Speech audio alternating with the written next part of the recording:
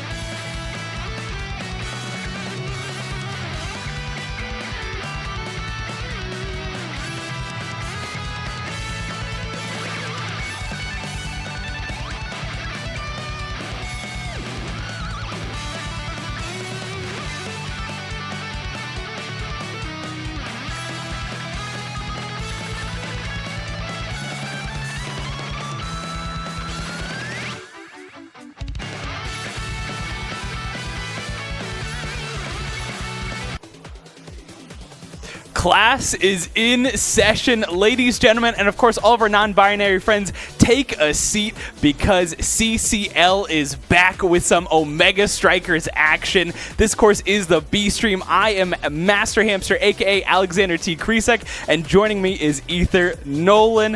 How are you? I am so excited to be casting Omega Strikers. I am also so excited to be casting Omega Strikers once again. Excited for these two teams. We are in play-ins. Yes. A lot of teams on their last length here, so... Right, yeah. We've got a lot of exciting Omega Strikers action, but also some heartbreak in the next couple of hours here as, like you said, this is play-in, so some of these teams are not going to be, you know, finding victory here and will be sent home, unfortunately. But, you know, this just adds to the intensity of this battle where these teams are just fighting to stay in place and to really prove that they have the better Omega Strikers collegiate team. Yeah, for sure. So for our first matchup, we have the Baylor University Oso Esports. Yes. Versus Auburn. Yeah, I don't know if Auburn has a fun little name. I actually, looking here at their profile picture for their esports team, I don't know what animal that is, and I'm a bit embarrassed there. I don't know what it is, but yeah, we've got Auburn University versus Baylor University Oso. And I'm excited. We've seen some of these players before. You and I, we were talking about it before the stream, that some of these players are a bit familiar to us. So we'll get a little bit more into those kind of lineups. But we do have the bracket here for play-ins. Again, that first round is happening right now. Of course, Wake Forest versus Ole Miss, one that you're not going to want to miss. But here at the bottom there, we've got Auburn Esports, the A team versus Osu Esports. And the winner of that will go against UCF. So again, a lot of great action. And remember, this is double elimination, so whoever loses here is not out just yet, but they will be in the danger zone if they can't find a win in losers. Yeah, absolutely. And going through that winner's bracket is going to be vital for a lot of these teams vying for those 16th, 17th seeds. Because otherwise you're going to be fighting for those 18, 19, 20 seeds. Probably going to be going against people like SLU, Lakeland, UT Dallas, all the big shots. The juggernauts that you do not want to be facing in playoffs. So a lot of these teams hopefully going to be making a run through winners here. Yeah. Well, while we have a little bit of time, as these teams are getting set up, we were starting to talk a little bit about some of these lineups here that we have on both sides here. If you've been watching CCL, you're probably familiar with these players, but some of those big names, of course, we have Ram Splooge for Auburn, Tiger Slasher, and Cinder 823 on the side of Auburn. All of these very decorated and respected players in the community. And then, of course, on the side of Osu, who do we got over there, Nolan? We got Praise the Kiwi. We have Quillen, and Element X. Yeah, so again, also players that you've seen, you've heard before. This should be a very good matchup. I think on paper, Auburn has a little bit of an advantage, just like looking at ranks and looking at some of the players. I don't know. Personally, I've played against the Auburn players, and they are scary. But obviously, Osu is going to come here with the Fury as well. Let's take a look at picks and bans as we're getting close to starting out this matchup here. Yeah, and nothing really surprising here. Opting to ban Gates, Demon, Oni, and Tycho, with Oso Baylor opting for Night Market for our first map, going into AtLab next, and then IMEs for our decider. Yeah, nothing new. We talked about it before the stream. This is kind of what we expected to see. This is where the meta is going right now. And some of those other unpredictable maps like Gates or Tycho are there's some of the few that are banned out immediately. The team says, no way, we are not playing on here regardless.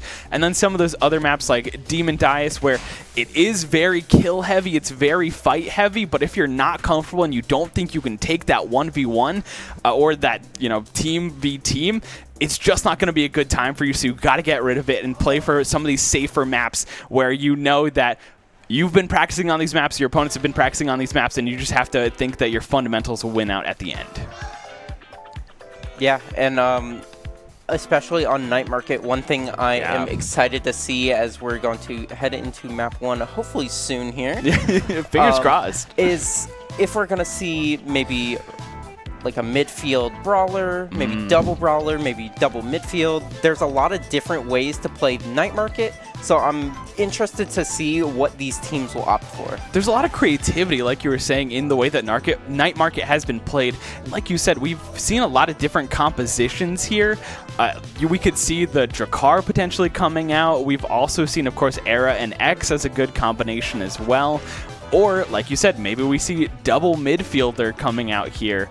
I don't know. We'll have to see. Unfortunately, I didn't get a chance to look too deeply into these players' character pools, but I know that Ramsplooch does have, and Tiger Slasher do have, some pretty aggressive characters in the form of Juliets and Zentaros. So might see something like that, but we'll have to see as we are getting into this map.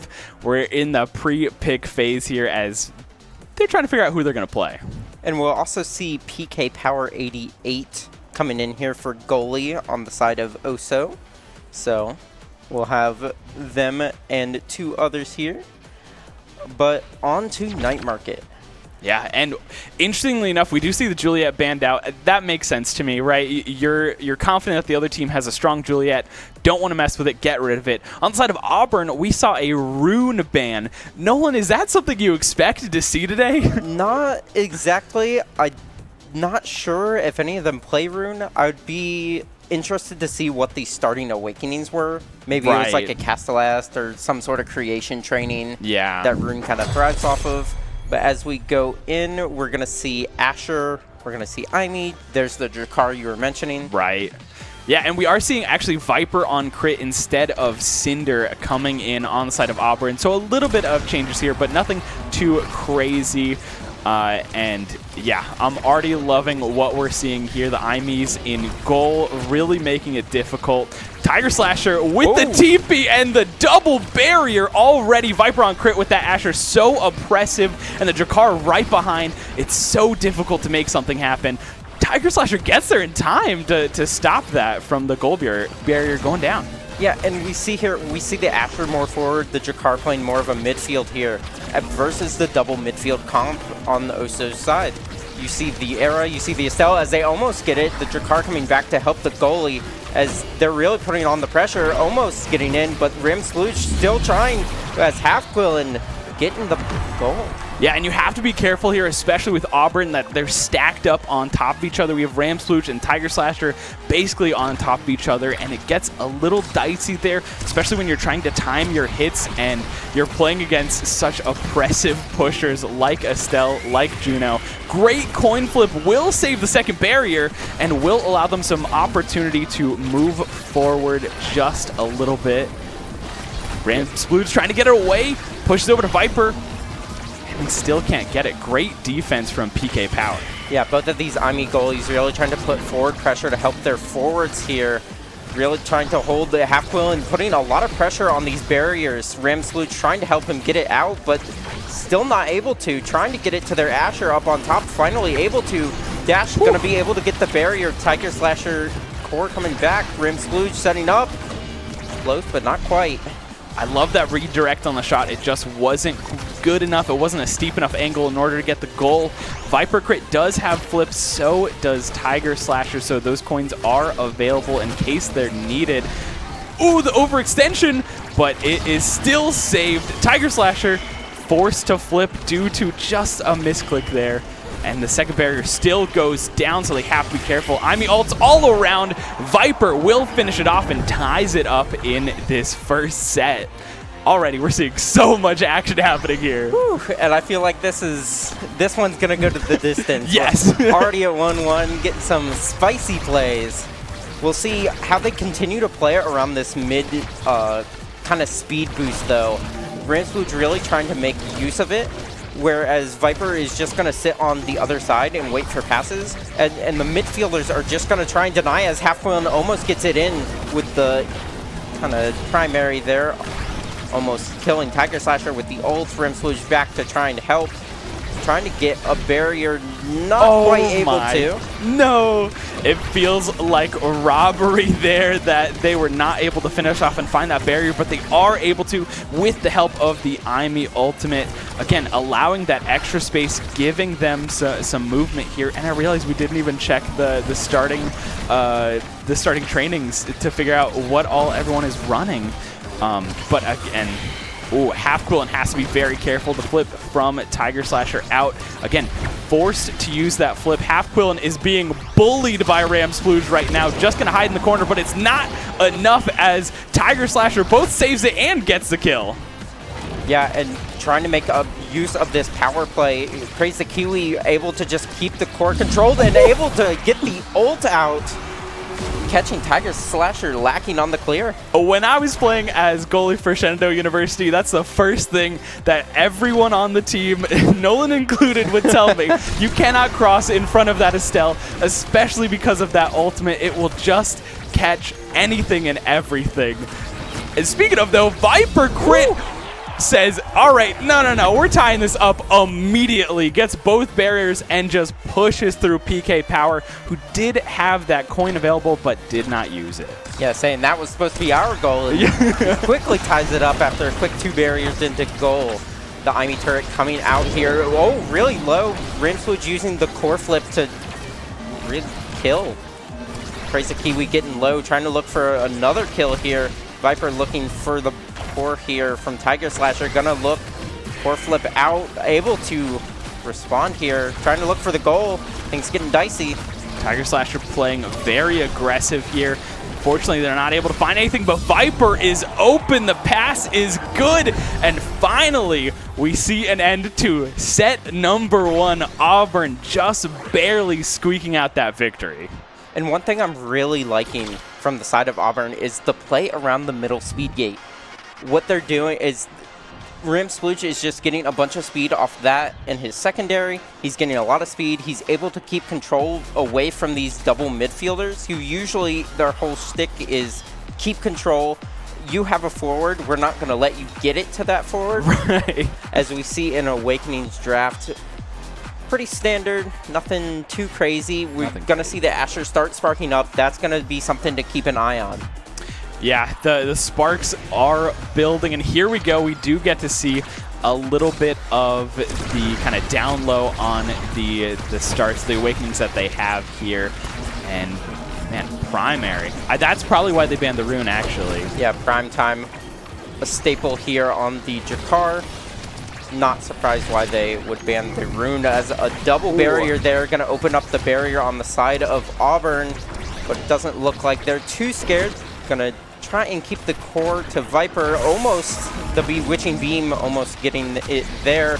Quillen and PK Power trying to keep up the pressure. Praise the Kiwi trying to live his life. Almost going to die here. Is staggered. Viper going to try and look for the kill. Going to get it. 2v3 power play here. Let's see what Half-Quillen can do with PK Power to try and keep it. They do almost have core flip on 3 here from the side of Auburn.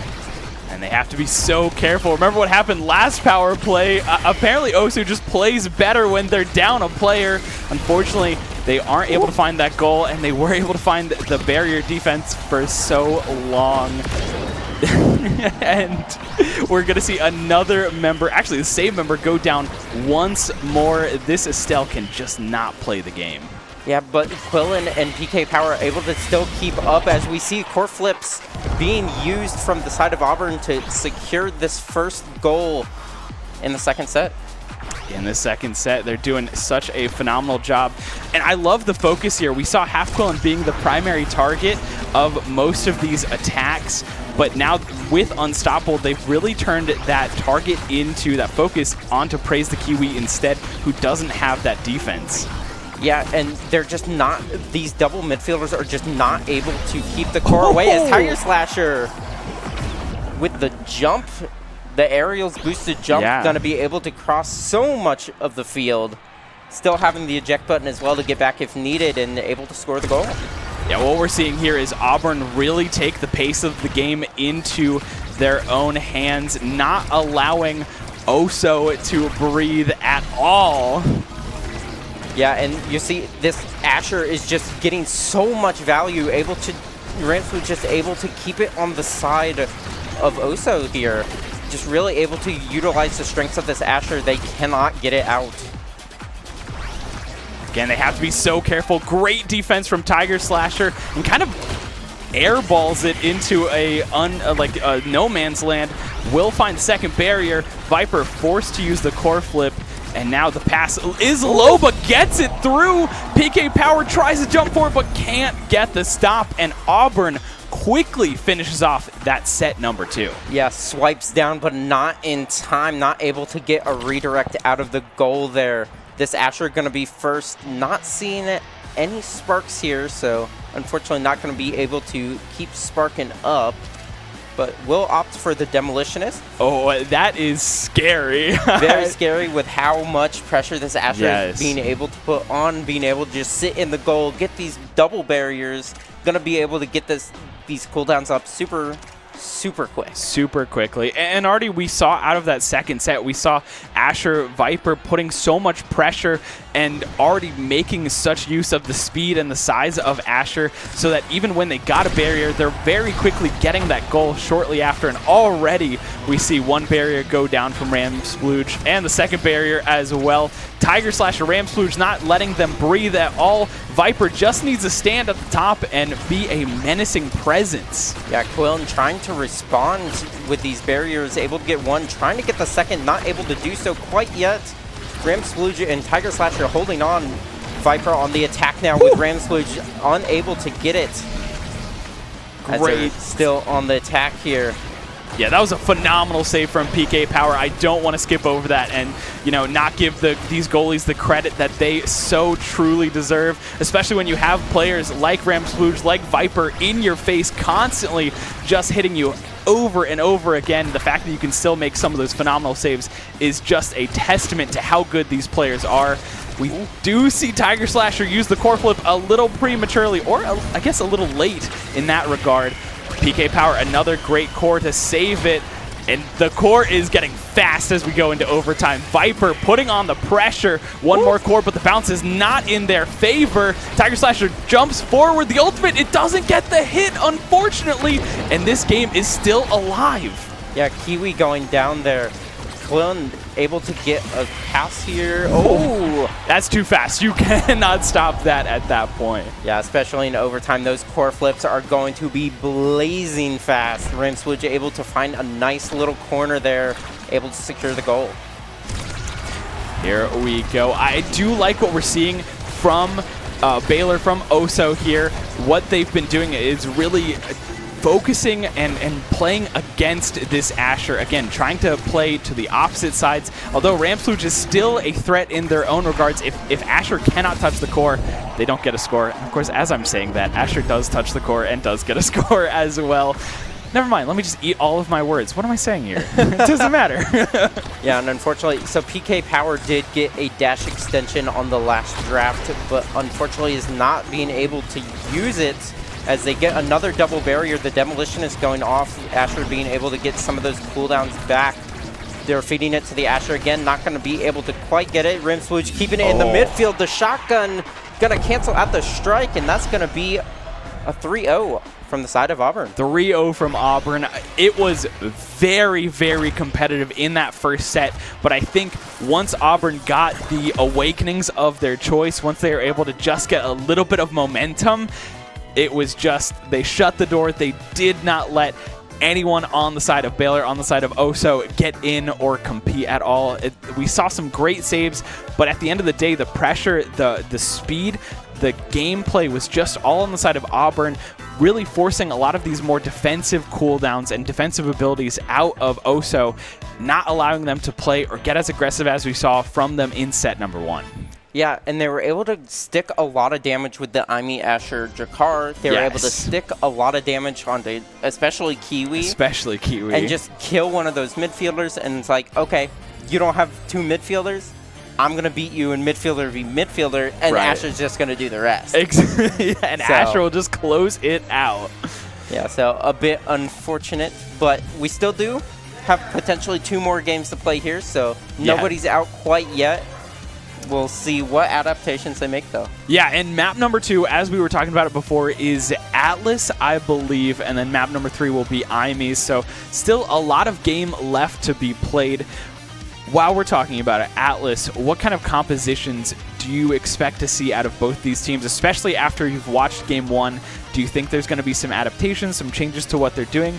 Or do you think this is going to be sort of what we're seeing with Auburn going in this very aggressive, brawly, we're looking for the kill, and Oso on the other side looking for some more midfield pressure, maybe not necessarily on like a map like Atlas, but... I think from the side of Oso, we'll probably see just about the same thing. Yeah. Maybe, I don't know. They do play Dubu, so they do play a melee goalie. Okay. But we'll probably see just about the same thing. Estelle, probably more of a forward than Era. Yeah. But it'll probably, it might still be the Aimee, the Estelle, maybe pick up more of a forward brawler. But yeah. Auburn might run the same thing, might opt out of the Drakkar from Night Market, might opt for more something like an Estelle or something like that. I'm not sure exactly what they play. And it looks like for the second game, Oso will be being half Quillen in for Element X. So we'll see what they're able to get done here, making the adaptations. Interestingly enough, we saw half Quillen playing that Era. I don't think they played poorly or played bad in any respect here. This must be something in their composition that they're trying to fix or trying to fill in for. So maybe Element X is making up for a character or a position that half Quillen isn't quite as good at here. So we'll have to see what that means. I guess that definitely means that we're not going to be seeing the Era coming up next. Yeah, and we'll see Julie and Now bans coming out. Now probably focused at Praise the Kiwi, more of a midfielder, and the Julie coming out. I believe that is targeted at Ramsplooge, I believe? I think so. I think he plays a lot of Julie. I'm not 100% sure on that, though. we could check the stats later, or you could go check them yourself at home. But interestingly enough, we talked about this, right? We didn't think the Drakkar was coming out here, but instead we've got Drakkar Zentaro with the Aimee. You were correct in what you said about Oso. We have PK Power still on the Aimee, we've got Praise the Kiwi still on that Estelle, and instead we've got a little difference here from Element X in the form of a Juno coming out.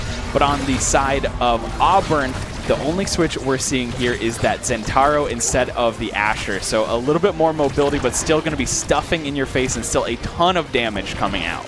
Yeah, so opting for a double midfielder again, and the Awakenings are Primetime Monumentalists. A little surprised to see Primetime, and oh my gosh, look at this damage. Praise the Kiwi almost dead as well, as they are just tacking on the damage with the Drakkar and the Zentaro here. Looking to get their first barrier, gonna get the kill. 3v1, gonna get a respawn from PK Power, able to hold one barrier here. But whew, this damage. Yeah, this damage is insane already. I mean, Auburn just in full control of this match. They did lose a barrier early, but Tiger Slash has been doing such a phenomenal job of keeping this second barrier and keeping up the pressure. Both Ramsplooge and Viper Crit just tacking on the damage. They will not be able to save the barrier for so much longer, but I mean, Praise the Kiwi's getting bullied in the top corner. What can they do here? But one thing you have to kind of look out for is they're killing people, but they haven't been able to honestly get much done as they get a goal here. But I feel like they're not getting a whole ton done. As you saw, two of them were just focused in their own goal, just on the one kill. So I feel like if Oso is able to capitalize off this, they could get some goals here. Yeah, I was like, they could run away with it, I think is what you're trying to say there. But you're right. We're seeing this pressure. Viper Crit on Praise the Kiwi, not allowing really any room to breathe. I think interestingly enough, though, we are seeing Ramsplooge very low. Good save there. And now Auburn has a little bit of room to breathe, but we do see Oso with such a great pressure here, able to fight back a little bit. Yeah, and trying to get it out of their own half, able to do it, but it just keeps coming back, able to core flip that out. But these double midfielders, the Estelle Snipe, able to come in, finally able to capitalize on their double midfielder pressure. We're seeing why Auburn has been targeting Praise the Kiwi so much is because of Estelle's ability to do things just like that. You've got two defenders right in front of the goal. You think you're safe, but they accidentally line up for just 1 second, and Estelle has that open shot to just put it away. Tiger Slasher using the core to save and able to get to win the strike war as well, and ends up being a barrier for Auburn. Auburn 2 barriers still up, and Oso nothing right now. Yeah, Praise the Kiwi trying to just say, hey, I'm going to die anyway. I'm just going to try and put it forward. Able to do so. Ramswooge able to find the corner with the IME turret. A triple play goal there for the side of Auburn. Now they are 1 goal away from finishing out this set 1. And if this is anything like we saw out of game 1, once Auburn gets some momentum, there is no stopping them. And Ramswooge will use that core flip in order to secure 1 goal barrier. But on the other side, Praise the Kiwi able to find 1 goal barrier again before falling down once more. Unfortunately, Praise the Kiwi has spent a majority of this game not alive. Yeah, PK Power trying to play more aggressive, didn't have too many abilities left and was feeling the pressure, able to core flip it, trying to relieve some of the pressure. Viper coming up on core flip, gonna do so, gonna be able to get the goal, able to win the first set. Yeah, just like that, Auburn puts away set number 1 in game 2. Tiger Slasher is the MVP and does have free reign, has pick on whatever they'd like here. I mean, we've already seen those massive ultimates from Tiger Slasher. They could really pick up anything, but they're going to go for Spark of Leadership. This is something we talked about before the broadcast, but Sparks are pretty strong right now, and typically we're looking for like a Spark of Leadership start, but still, this is so early in the series that a Spark of Leadership here can definitely be good and in favor of Auburn if they decide to go down that route. Yeah, and Auburn, in my opinion, totally won that draft. They were able to get Spark of Leadership for later Sparks. They were able to get Rapid Fire on the Drakar, which is super important. So important. Especially since PK Power has not been able to really respond to this Drakar, as 2 are already dead. The prize fighter from Zentaro just putting on so much damage. I'm pretty sure already at 3 stacks, as the Drakar gonna put it in with a strike shotgun. Yeah, I mean, there's not really much to say here, right? We just saw an extreme power increase on the side of Auburn, like you said, from that draft. Prize Fighter so strong, and I mean, yeah, we have a prime time Drakar with with extra bonuses. What can't Drakar do at this point? Yeah, and funny enough, he had these exact same awakenings last game. He had Rapid Fire, he had Prime Time, some of Drakar's best awakenings. So he is operating at full power. Oh, we can't let him keep getting away with this. What's happening here? And another KO goes down, but both of the forwards for the side of Auburn are low. Never mind, I say they're low, and then all of a sudden they're healed all the way up. Yeah, the power of that Siphoning Wand really healing them up. So strong here. I mean, they're even stacked up on top of each other. They're not even trying to spread out. They're just going for that damage, for that pressure, and it's working out time and time again as we see another goal on the side of Auburn. Yeah, the pressure is just incredible. There's like, I'm damaged. I'm trying to play my life. Oh, wait, everyone's dead. Everything's falling apart around them, and just trying to keep it out of their own half while trying to keep alive. And I really do feel for Oso here. It gets so frustrating when you're just trying to stay alive over and over again, and you can't even get any momentum forward. You can't even step outside of your goal because you've got ultimates all over the place. You've got Aimi, you've got Zentaro, you've got Drakar who's just shotgunning over and over again. It makes it so difficult for you to make any headway or any space to just live or play the game. Yeah, and we'll see explosive entrance coming out here. Gonna be denied from the Zentaro. Aerial's also gone, so no dash extension there for him. Gonna pick up the heavy impact. I was like, there's still so many good things here for Zentaro to pick. Even if you deny one thing, Zentaro's gonna get another. The recovery drone coming out for PK Power. going to be able to survive one KO. One but KO. I don't know if that's really going to help. I'm going to be honest. It's a kind of a last resort in this sort of situation. You don't want to have to be forced to pick this up, but you understand this kill comp is just a menace right now, and you're forced into it. Viper kind of low, was able to go back and get the orb. Double barriers coming out, though, on both sides. Viper looking low, trying to figure out how to get it in there. Gonna die, though. Able to pick up a KO. Nice from Oso there. Praise the Kiwi trying to live his life. Gonna be able to get a nice little dodge there. And Tiger Slasher able to put it in.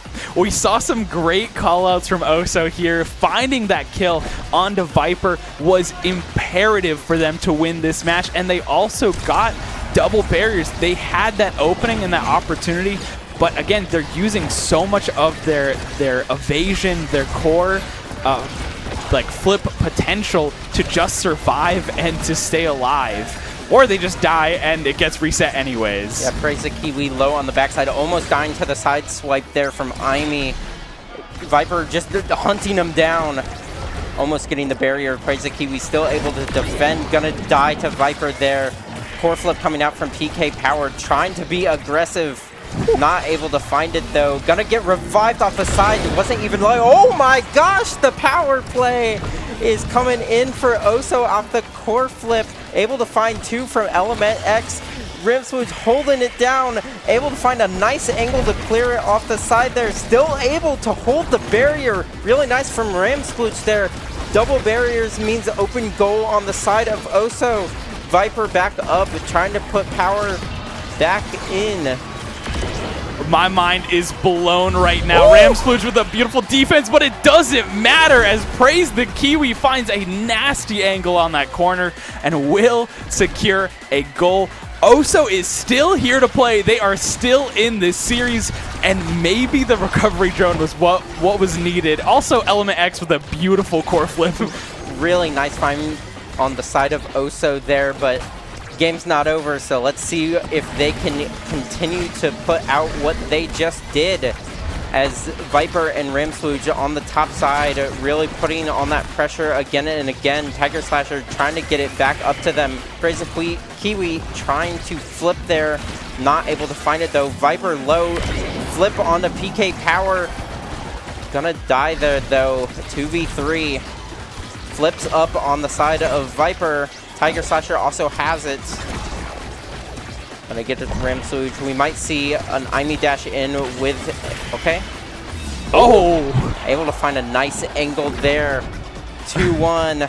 Oso on their last legs here in this winner's bracket. Yeah, I mean, they didn't even need the dash. They just needed Tiger Slasher with a very well-placed shot from the core flip and able to find space. And again, look at this pressure just off the kickoff here.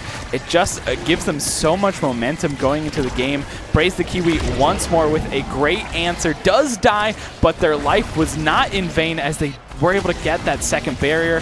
PK Power tries their best, but Viper slips it in just as the gates were opening. And with that, Auburn close out that series against Oso. This is a best of 3 as of right now, as far as we're aware. So that is that. I mean, open and shut book here.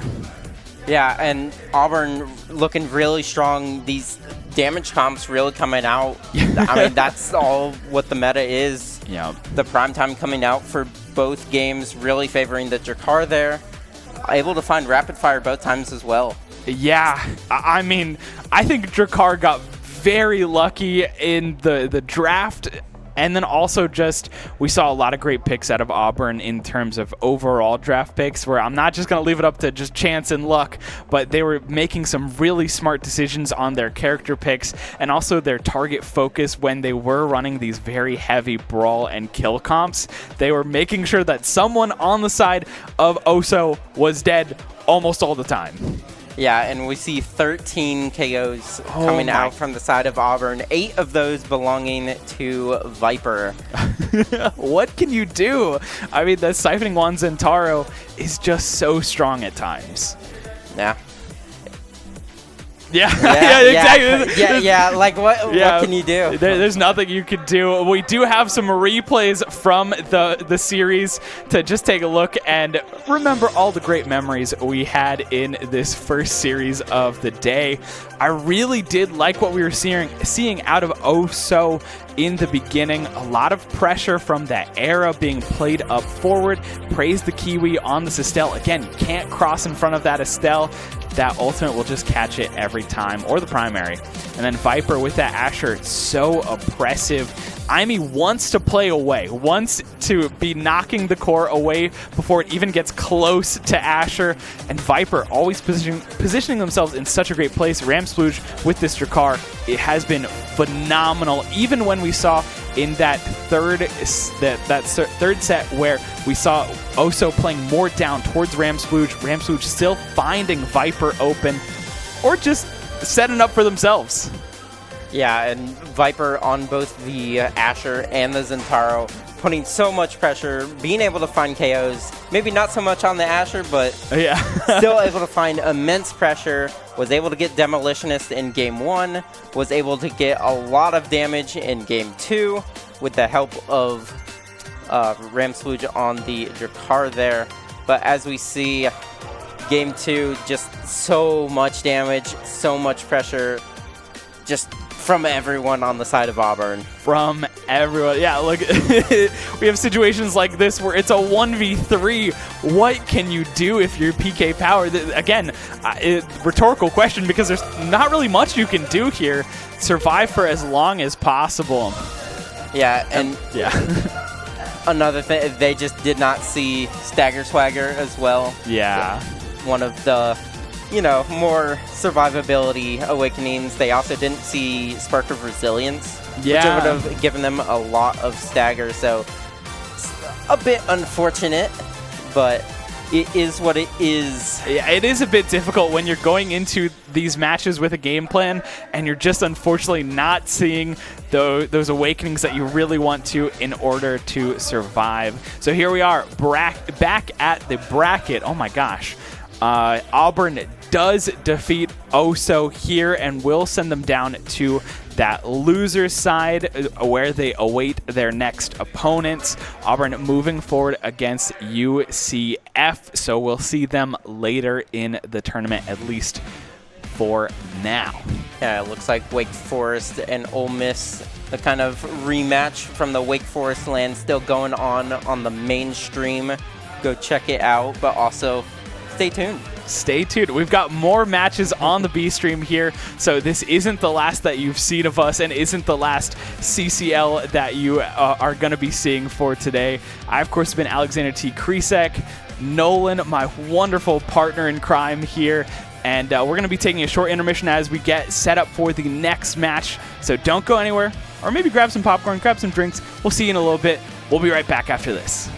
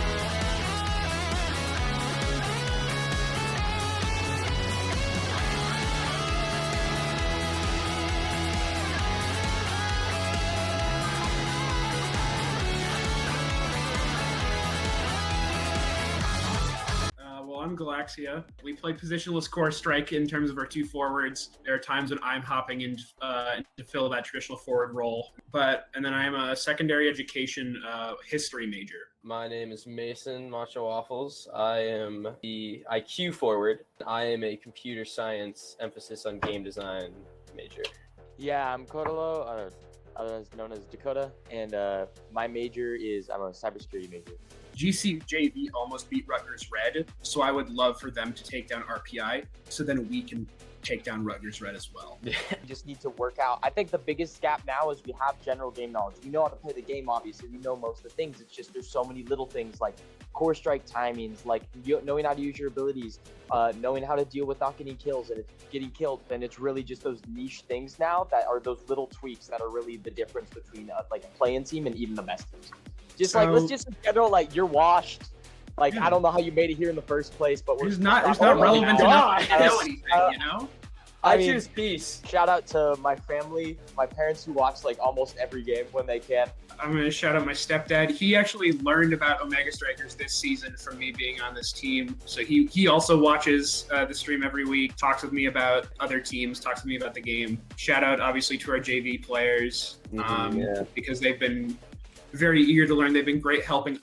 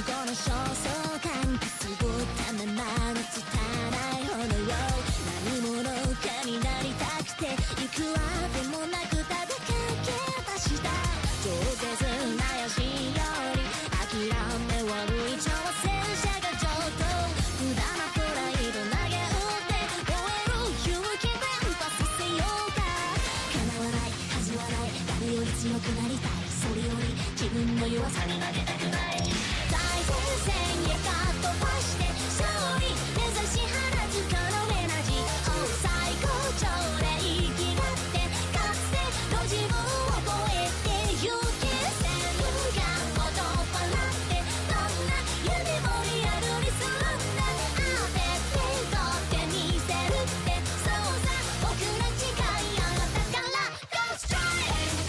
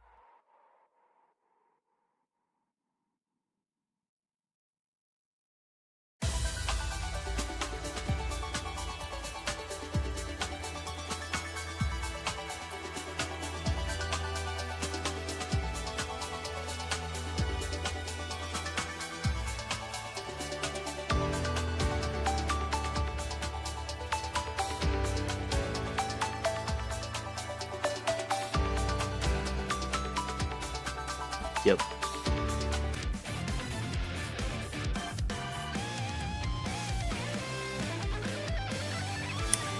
Welcome in. We have a bit of a weird situation with Rutgers and GCU here. Apparently they already played a map without us, but that's okay. We're going to be jumping in to map 2 here. Rutgers with a 1-0 lead. Yeah, welcome back. Yeah, welcome. Just give you a quick update on the bracket. We've got Wake Forest taking the first map. I was watching that map. I know, Wet, you were casting that map. That one was quite a crazy match there. And now we've got map picks coming in. So already played. We have Night Market. Remember, Rutgers won that one, but it was their map pick. Next we got Oni Village. And then after that we'll be on Imy's app if GCU can win that one. Yep.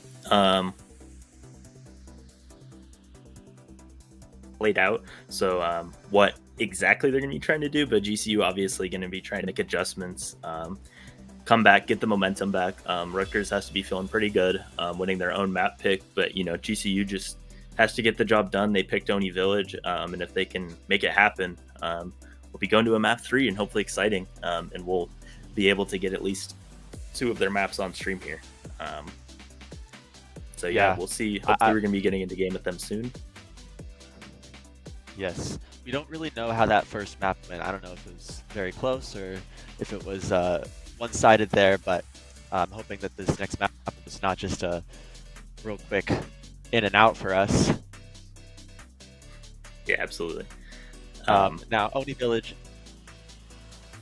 Oh, okay. I am getting information that it was 3-0 Rutgers, so they did sweep that one.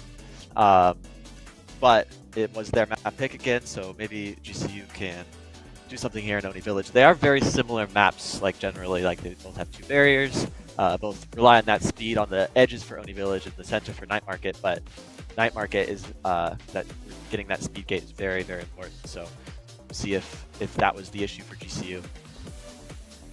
Yeah, I mean, Oni just really comes down to like passing, forcing it into those corners, forcing abilities out. We'll see what GCU is able to do. Both of these teams, my team played at some points in the season. They were both really strong. We played them back to back, I believe. And yeah, they just do a great job keeping the offense on you. I think both of them have some experience playing brawlers, but with the reset happening yesterday, we're not really able to see what their character pools are as clearly as we get into the draft here. And important noting, this is still in the previous patch, so all the changes from yesterday, the snake drafts and all that are not in. It's still the normal Omega Strikers they've been playing all season. Yep, we're on the old patch. Here. Got a Rasmus ban and a Kai ban. Rasmus ban for, I believe that was Rutgers that banned that, and the Kai ban for GCU. Looks like Kaiju Hunter's picking up. Oh. Jubu instead of Kai here. Just to the Jubu goalie. Really good pick on Oni Village to hold down that one barrier really well. Yeah, Atlas on the other side. Yeah, I know GCU is really comfortable with the Atlas goalie. It's a good pick on this map, but yeah, extremely different here with the midfielders being Juno and Estelle. And we'll see if the Julie on the side of Rutgers is able to find some KOs, find some pressure here. Got a spark of leadership start. We don't know what the other one was because everyone took it. Very classic spark of That's great. Already a first barrier for Rutgers, right? Yeah, you see some teams don't like to even play the game and they do a little reset when this start happens, but you know, both teams, everyone picking it in the game, and those drafts really, you want to win this first set, because if you get a second spark, you start snowballing that advantage. 100%. One barrier down on each side. And a good KO. Cruelty's finding there. the KO of the game. Got going to see if they can make the power play happen. Yeah, it takes up the space in the top, not quite able to get a barrier. Send it in the corner, but now they do find it. GCU's goal is open. Rutgers going to see if they can keep their momentum they got from the first map. Whereas on Rutgers' side, but Cruelty's again with another huge KO. Another power play goes to Rutgers red. Can they score? They have 7 seconds left. Patolo with the We flip. hit overtime now, so the core is going to be moving even quicker. GCU goalie does have a flip. Great use of it there. Sends it in the corner. Kaiju doesn't let them get the barrier, though. They're just going to wait, play patient. So far, the early story has been the Julie just punishing anytime you stand near those walls, and GCU is going to have to adjust to that. Flip almost finds the corner. GCU not really able to create offensive opportunities, and you know, Dubu's still keeping their flip available, but they go for a very greedy dash there, and they lose it. GCU gonna see if they can steal this first point. Oh, and a good watch bounce there. Core flip not quite able to get off in time. First goal goes to GCU Grandors. Good momentum. Yeah, and that might be just what they needed, because the Dubu went for a little bit of a greedy play there. Kaiju Hunter went for the dash, let the barrier open, and then they find the goal, and maybe that can help them get some momentum after losing the first map, losing both barriers early.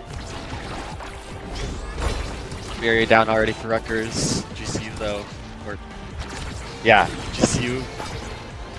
Barrier down on each side. Opposite corners open here. Very classic up the village there. Yeah, it means you want to try to take the space. You want to take control of that middle space and be able to pass it here. Great shot by Ray there. Waits out of the flip and sends it. Ray with a good goal. It's tied 1-1 this set now. Yeah, great patience there. Used the flip, but didn't even use the speed boost. Just waited out all the primaries. Sent it into the corner. Barrier down. First barrier goes down. Don't worry too much about the first one. It's kind of impossible to guard both. Macho uses the flip, but not able to find anything. Great stuff there from the Julie. Kaiju just really comfortable dribbling into this corner.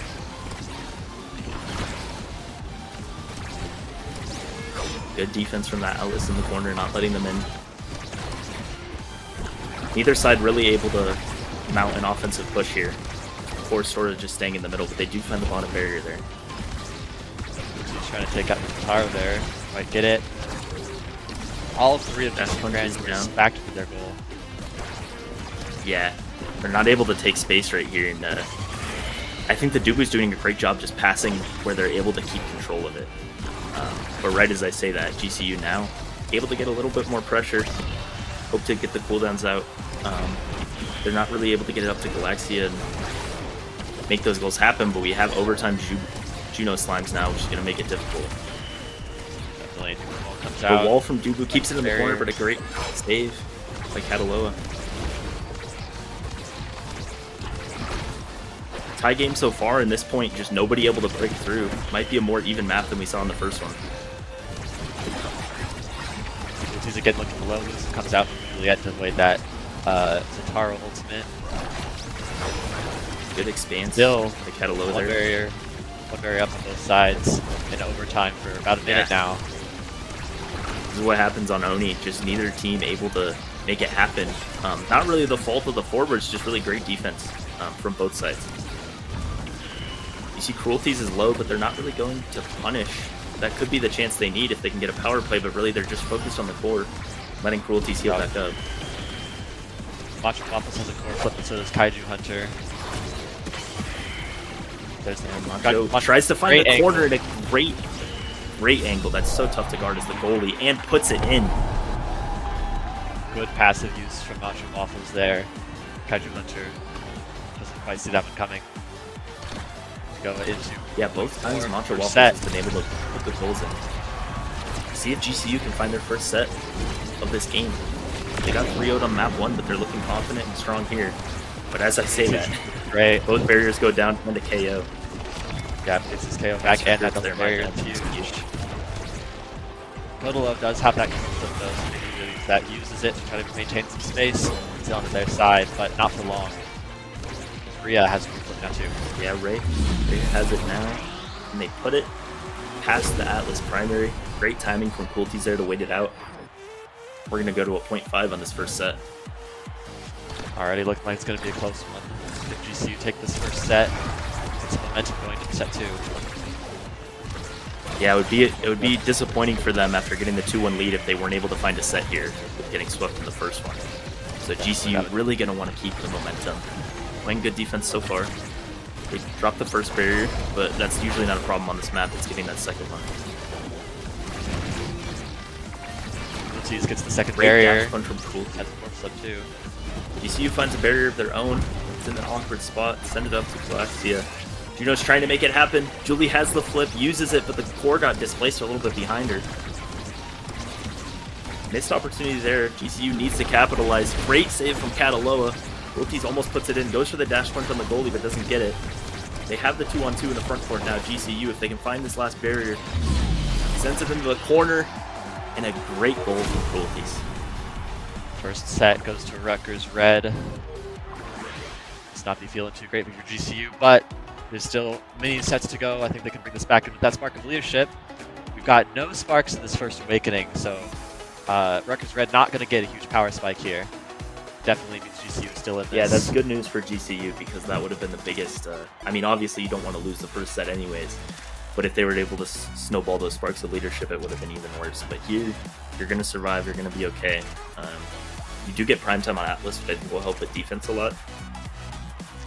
But the Dubu gets team player, which I think is going to create a lot of offense for them. And yeah, explosive entrance as well. I do really like this draft for GCU. I like the draft for both teams. Both teams got some really good picks here. Yeah, absolutely. Nothing building on the sparks from the first time, but still good picks. Yep. See if GCU can create a more cohesive offense. They haven't been putting a lot of pressure on Kaiju, and Kaiju's just sort of been able to dribble, pass, be all on their own. So GCU needs to control that midfield, control space, and keep the core up front. Barrier down on both sides. Kaiju dribbling end up. We lose his barrier for it though. Good job by Galaxia. Barrier. And Macho Waffles getting pressure on again. They have a flip, get it in. Great ult by Kaiju. Blocks off that bottom side. Still advantage to GCU. I think one thing that's going to make it so hard for GCU to make the space that they need to is Dubu having this team player. Is just they're able to get the core up the field so much quicker than GCU can. 100% with that. Ugly Village being so open, it's always a pass to your teammates. That team player just makes it so much easier to get it through people. Good job by Cataloa. They're holding down this defense. Barrier. Good passing, but the Dubu log disrupts it. KO even though they haven't quite they get a KO, but with a great angle. Both goals open. Dubu ult is down. Let's see if they can get up. GCU just isn't really able to get both front court players into the front to put pressure on at the same time, and a flip kill comes out there from Kaiju. Pressure's on Cataloa, uses the expanse. That dash has a flip as well. The flip to save that one. Good flip there, good patience. Not let the Julie score. Macho going for it again. Seems like once again, Red has a lot more pressure than he does. Yeah, absolutely. Once their goal opened, it's been not even close. Great timing by Cataloa there. They're still holding it down, even with all this pressure from Rutgers.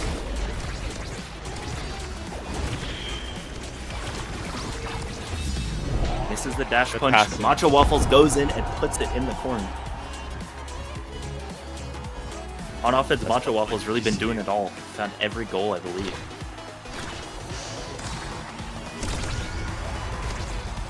I think even though it took you a long time to score there, GCU was playing better there. They were putting more pressure on, at least in the early round of both barriers. And they do it again here as they find already 8 seconds in, 2 barriers. It's huge on Oni Village. Can Rutgers Red return it? It's on that barrier. Can't get the second. It's on Rutgers side again. Great job by Cataloa to hold down that whole last round and holding it down here. Even when they're not able to make offensive pressure, Cataloa is just staying in, and Macho Waffles. The tough angle for Kaiju there, and he misses the strike. Really good angle. It looked like it was going to bounce off the corner, but it just barely hit the edge of the ball and goes in there. Already up to 0 in this second set. Yeah, they would love to find their first set of this match. Get some momentum in their favor. They hope to put this to a get their own map pick and force this to a map 3. Great last second save by Cataloa. GCU doing better, I think, in positioning. Although they get backed up here and they find the barrier. Now it's going to be tough for them to clear it out. Unbelievable save by Cataloa. Cruelties wasn't able to use the flip. They use it now, but in the corner. Atlas flip does go down, but they are able to clear it out. But GCU gets and the they second find a barrier second barrier. Kaiju punches the other one. flip though. Make that save if it needs to. We've seen a lot of barriers and a lot of goals go down with Kaiju still having flip. I think they've been maybe a little bit too greedy, wanting to use it on offense here, and they find it in the corner. Right. Macho Waffles once again gets all 3 there. Sweet from GCU on that one. If there are sparks in this draft, it's going to be huge for them. But again, no sparks at all. All the sparks are just hiding. Probably means they're all going to come at once, and that means the leaderships really aren't going to be as valuable as they could have been. Definitely. It also means that the winner of that set doesn't matter quite as much. Exactly. Zentaro gets hot shot here. Able to score even more, hopefully. Already scored all of their goals. Julie with the knife's edge is going to be dangerous as well. Yes. He's getting a lot of KOs. That knife's edge just makes that so much easier on any village too. With the speed gate plus knife's edge so quickly along those edges. Yeah, absolutely. I do like that draft a lot for Rutgers. But GCU has a lot of momentum. A sweep there. On their own map, they've tied it up. They're going to see if they can do it again. One barrier down on each side here once again. You see the Juno did get built different, so hopefully those jumps able to cover even more space with the extra size. Should be interesting, but it's like getting a lot of huge size on the side of Juno. But really, the Juno just needs to set up Macho Waffles, because Macho Waffles, when he's got the chances, has been able to score nearly every time. Yeah. Good defense from Kaiju there. Kaiju trying to push up some offensive plays, but Macho Waffles does a great job to cut that pass. But as I say, that knife's edge. The knife's edge on Julie. Getting one and the barrier afterwards. And a KO on the Julie. And another one. There's only one Knife's edge player probably left got alive. both of those KOs there. Makes an easy point in the 1-on-3. Yep. The plays by Cruelty's there to get those KOs. And it's just, I play a lot of Atlas, and it's so tough against a Julie to get resurrects with your ult, because it just happens so fast. Like, you're trying to focus on the core, and then all of a sudden one of your teammates is dead and you had no chance to ult. Yeah, definitely. You have to just be staring I down. think it's really going to be... Yeah, even though you have Atlas, it's really going to be on the forwards to just not miss position, always be paying attention to Juliet and her cooldowns. And when they can stay alive, I mean, GCU has found momentum, shown they're able to score. They find both barriers there. Again, Kaiju for that. He's actually going to use it. Tries to use it offensively there, doesn't find it. You can see, as a marker of how much offensive pressure GCU is able to create, Kaiju already level 10 here. Definitely in the lobby with level 10 here. The stealth primary barely misses, good save from Kolo there. Yeah, Kolo's doing a great job being patient.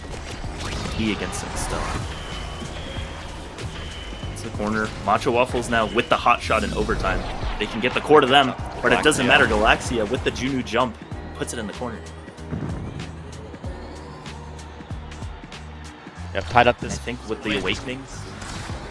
You go ahead. Completely tied up here. 1-1. The sets at 1-1 of the points. It's looking like a very close match. We sent into that 3-0 earlier. Already a barrier going down for red here. Yeah, and I think like Awakenings wise, nobody's super ahead. Points are even, so this can be a great game. Yep, barrier goes down for GCU Granders now. Back to that one barrier on me. Juno with that double size Awakening, just able to keep it in that corner there. Keep a lot of pressure on Kaiju. They are able to eventually clear it out. 2 flips on the side of GCU. They don't have to use it. Now they do. Make sure to keep that barrier up. Macho pushing down now. Kaiju clears it out.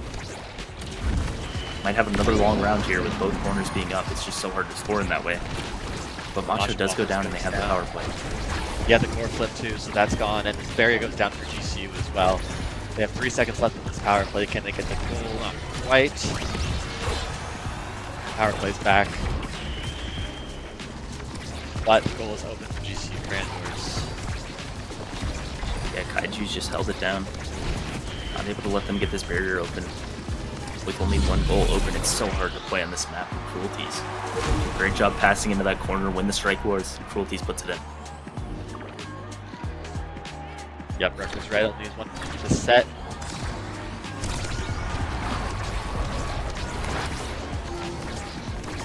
Yeah, GCU, they find an earlier barrier here. Love to keep some momentum, get this second set on their own map pick. But There, quick gets that 2 second barriers. barrier. Cruelty's going for the KO on the goalie. Ooh, but it stops. Great stuff by Macho Waffles. Oh, but they go down. That knife set has been so tough. And it just gets past the strike of Kotaloa.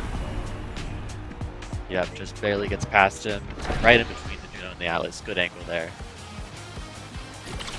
It's going to be a 2-1 lead in this map for Rutgers, right? If they can find 3 more points here, have it. Only 1 spark here is crazy. That means there's going to be 3 sparks if you go to a set 5. Julia getting that spark of power, though. Yeah. She was already a menace. She's more of a menace now. Yeah, that's for the 1 spark to be strength. That is brutal break for GCU. It's going to be really hard for them to position, knowing that Julie can just come flying in and kill you at any point. Yep, across the board on other sides. See the timeless creator from Juno. Those blobs going to stay on for longer. Quick strike from Ray, but not much else besides that is on the notes.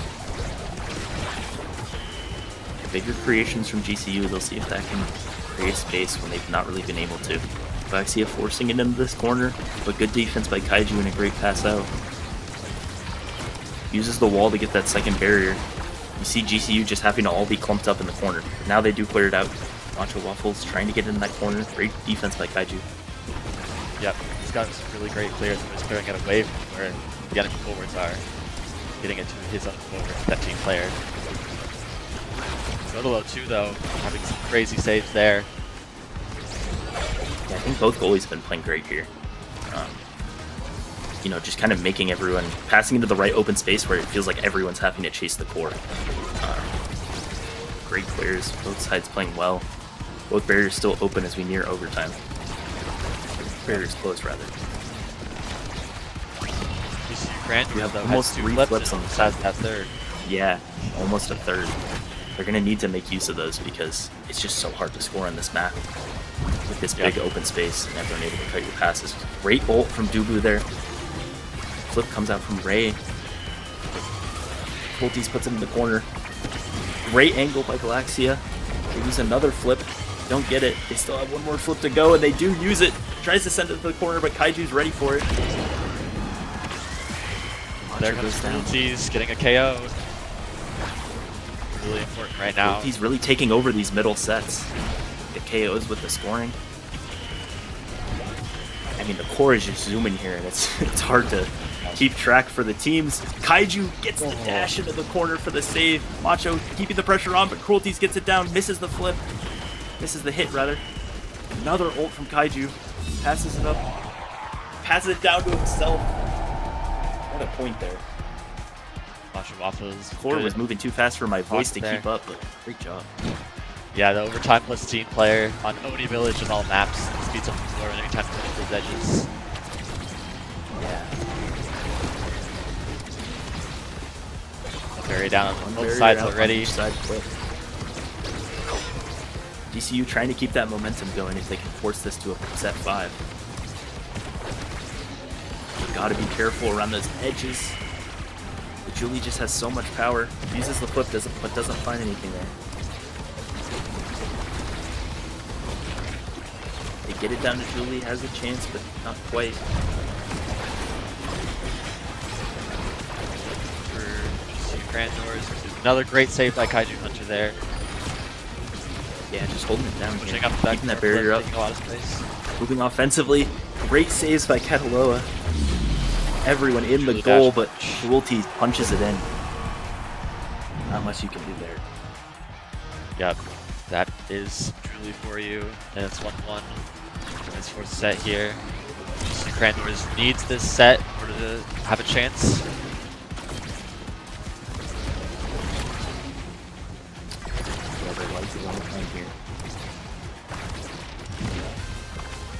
Kaiju trying to control, bounces in, uses the flips on neither barrier goes down. Macho forces into the corner, the Julie signs do find one. Galaxy is low though. Cruelties finds another barrier. Cruelties really taking over. I think the Awakenings helped, but also just great play, great positioning. Able to find KOs, find barriers, find scores.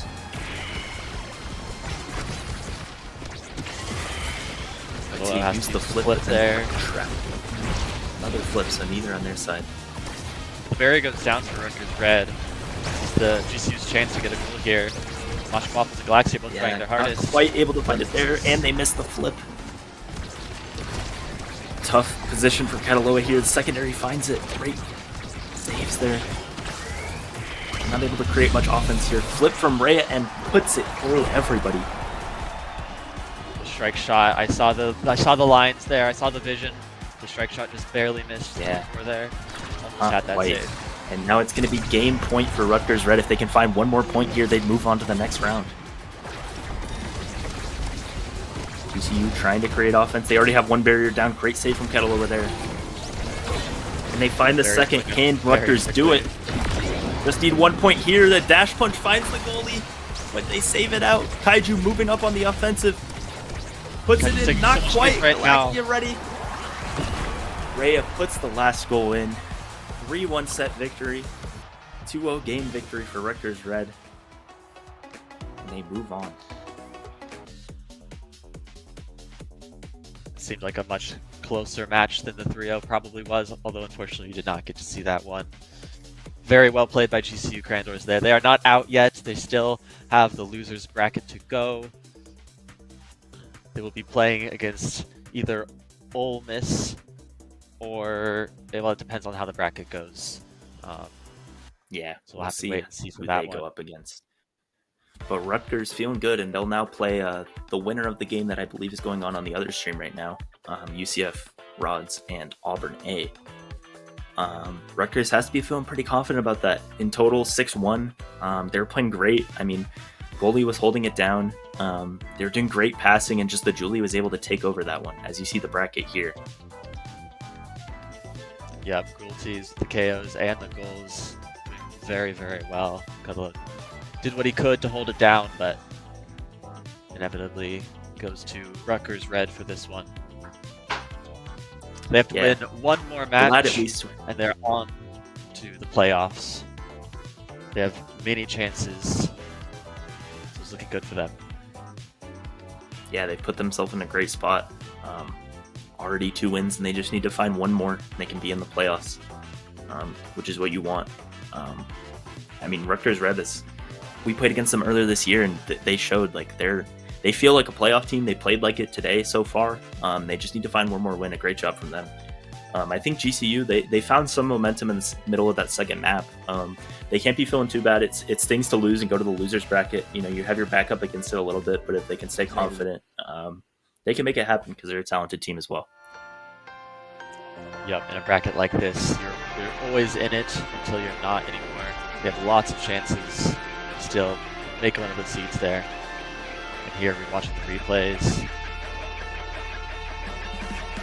Yeah, Macho Waffles found a good rhythm in the middle scoring, but it just felt like once Juliet had all those awakenings and was able to KO, like they weren't really able to get it up to Macho Waffles in positions to score anymore, and Cruelties just kind of had their way with them on the other end.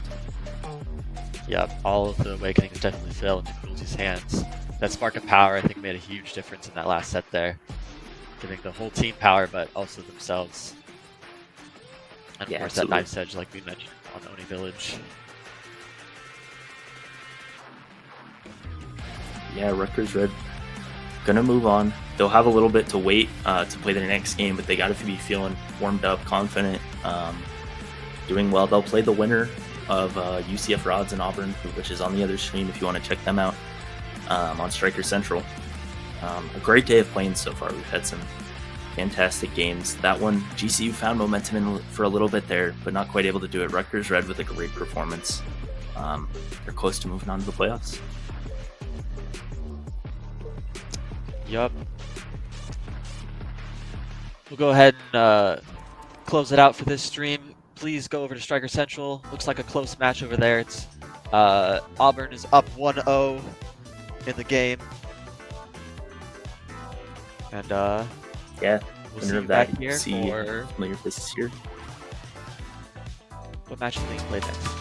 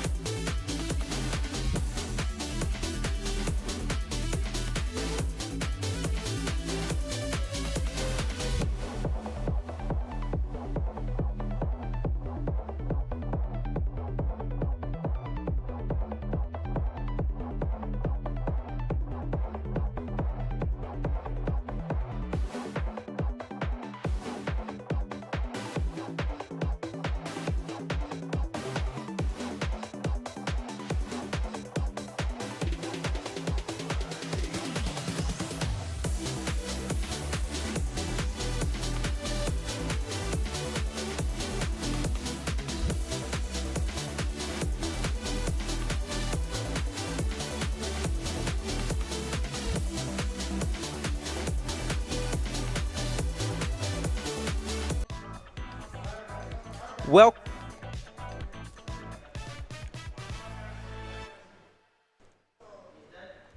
I'm Ether. And we're going to be, this is West Valley versus UCF Gold, the A team. We're going to be seeing Take Me Takey, Just a Solar Flare, and Diamonds up against Blades Valor, Sage, and Girly Grippers. Yeah, and we have an exciting match here. So UCF Gold, they unfortunately had an FFF. Yes. Rowan. But West Valley 2-0'd Wake Forest in round 2. Wake Forest. Yeah. So they are warmed up. They just finished their game. They are ready to go. Ready to take this qualifier match. UCF really hasn't played yet in this tournament, so they're looking to get their first game in to get this basically seed, this either 16th, 17th seed, and we'll see how they do. If we want to look at map pick bands. Yeah. So we have Night Market, Demon Days, Oni Village, and Taiko Band, with UCF picking AtLab, West Valley picking Imes, and Gates of Obscura being the tiebreaker. Absolutely. Looking at West Valley, knowing West Valley is really on the back of this Dubu forward, we can see that Dubu forward. We saw this against Fanshawe in Week 8. They took Fanshawe to IMEZAP and played the Dubu on it, and the Dubu was basically just rolling through even equal equations. A very good goalie in this, actually qualified for the playoffs already. So they're definitely looking to bring that Dubu magic to yet another IMEZAP game, even though they didn't win last time, but I'm sure they can make something happen. Absolutely. And I believe our first map should be the IMEZAP, as you said. And let's see, on the other side we have Asho, Mako, and Kai for Damon. Yeah. What do you expect to see out of him? Definitely on this AtLab, we're gonna see probably Mako, or Akai could also come out. Other than that, we will probably see a lot of Mako just making that midfield, making Tanky especially much bigger. It's bigger forward, bigger strike, easier to strike ward the goalie, get around that Sage, the wall. Definitely. Yeah, absolutely. And I guess we'll have to wait for pick and ban, because both of these players, we have Rasmus for both Girly Grippers and Tanky McTanky. So that'll be an interesting, see if they handshake those, maybe ban. Just depends on the way we can. Raz off, play Raz even if they're feeling like they could ego the other Raz. Absolutely. So hopefully we should be getting in a couple minutes here. Yep. And let's while we wait, I guess we can just talk about these teams really. West Valley, I know West Valley actually made it. I think they were 24th seed last time in CCL playoffs, just barely getting in because I think Penn State had somewhere to be. They just barely got in. Didn't really get all too far, but maybe they're hoping to make a better run this time. See if they can pull off something now that they've taken a whole season to improve, really. Yeah, absolutely. And off to a strong start here. Already closing in on those 16th and 17th seeds here. Yeah. So hopefully going to continue their run versus UCF Gold here. Yeah. But speaking of UCF, Tanky, I've seen Tanky in the queues. This guy is a demon in the queues. And I've played a few games with Just a Solar Flare as well. Definitely solid rune midfield. Just holds it down pretty well. And we're getting into game. Alrighty. So let's see what... Immediately, we see the Dubu hover. Oh yeah, Dubu forward. Oh yeah. Always a fun game to see some Dubu forward. Yeah, and we see that Rasmus. Yep. Well, probably going to be banned away unless they think. No, the Dubu ban. The Dubu ban comes out. Oh, and we also see the now. Yep. Yep. So that makes sense, though. You really want to keep those big hitboxes away, especially in this patch. Now is very, very strong on that midfield. But we're gonna see the Raz mirror. We're gonna see the full mirror actually from both these teams. So we're gonna see a Raz, a Rune, and Asher on both sides. We're gonna see Tanky on the Raz. So it's gonna be Tanky versus Girly Grippers. Who can hook better, basically. It'll be a true show of skill as we get into the game. We see Monu and Spark of Resilience. We see Spark of Resilience and Timeless Creator. Timeless Creator actually slightly worse in this patch versus the current patch because it is a 10%, I think it was duration increase that they gave Timeless Creator. I So we're gonna see, yeah, we're gonna see shorter cooldowns. And oh, immediately that pillar finding a gold on Sage. Immediately taking that first goal, just a solar flare. Just very comfortable with that rune. Yeah, already off to a 1-0 lead in this first set.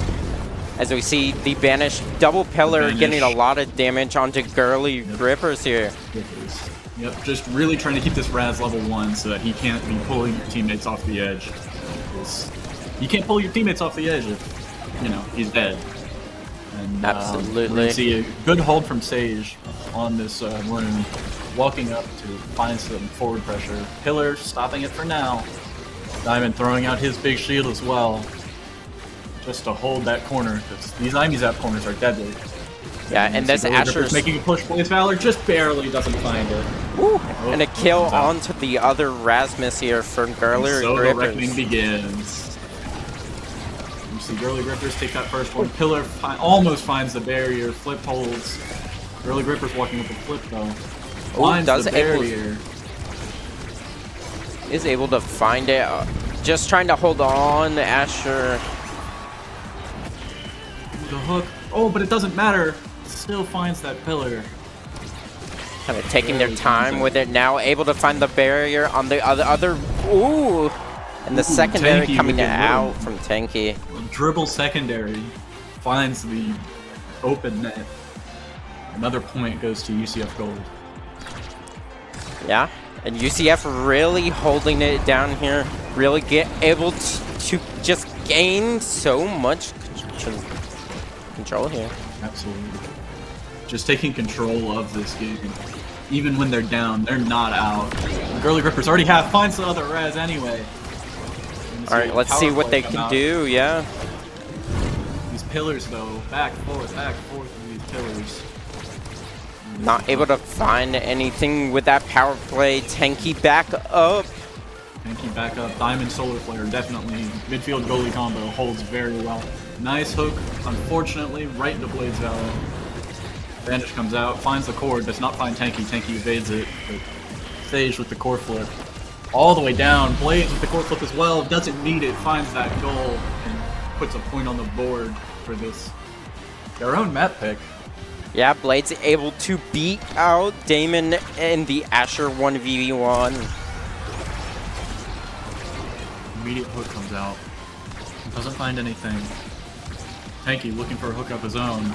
Blades still has this core. Still has his core flip. Finds the barrier without it. Might be able to find a goal, tie up this set, 0.5 set already. Tanky looking for that hook, finds the core instead of the Raz. Not quite what you want to see. Blades again holding the score flip, finding a goal without it. 2-2, still holding the score flip. Yeah, and the Banish slowing the Asher down just enough so they can scrape it by. Absolutely. Energy economy looking very good for West Valley, having a core flip versus Solar Flare. Finding the barrier even though it doesn't have anything other than these pillars to work with. No energy to work with. About to have this core flip though. Might be able to just close that set. Oh! A hook onto Blade's Valor, immediately holding that core flip didn't matter and died with it.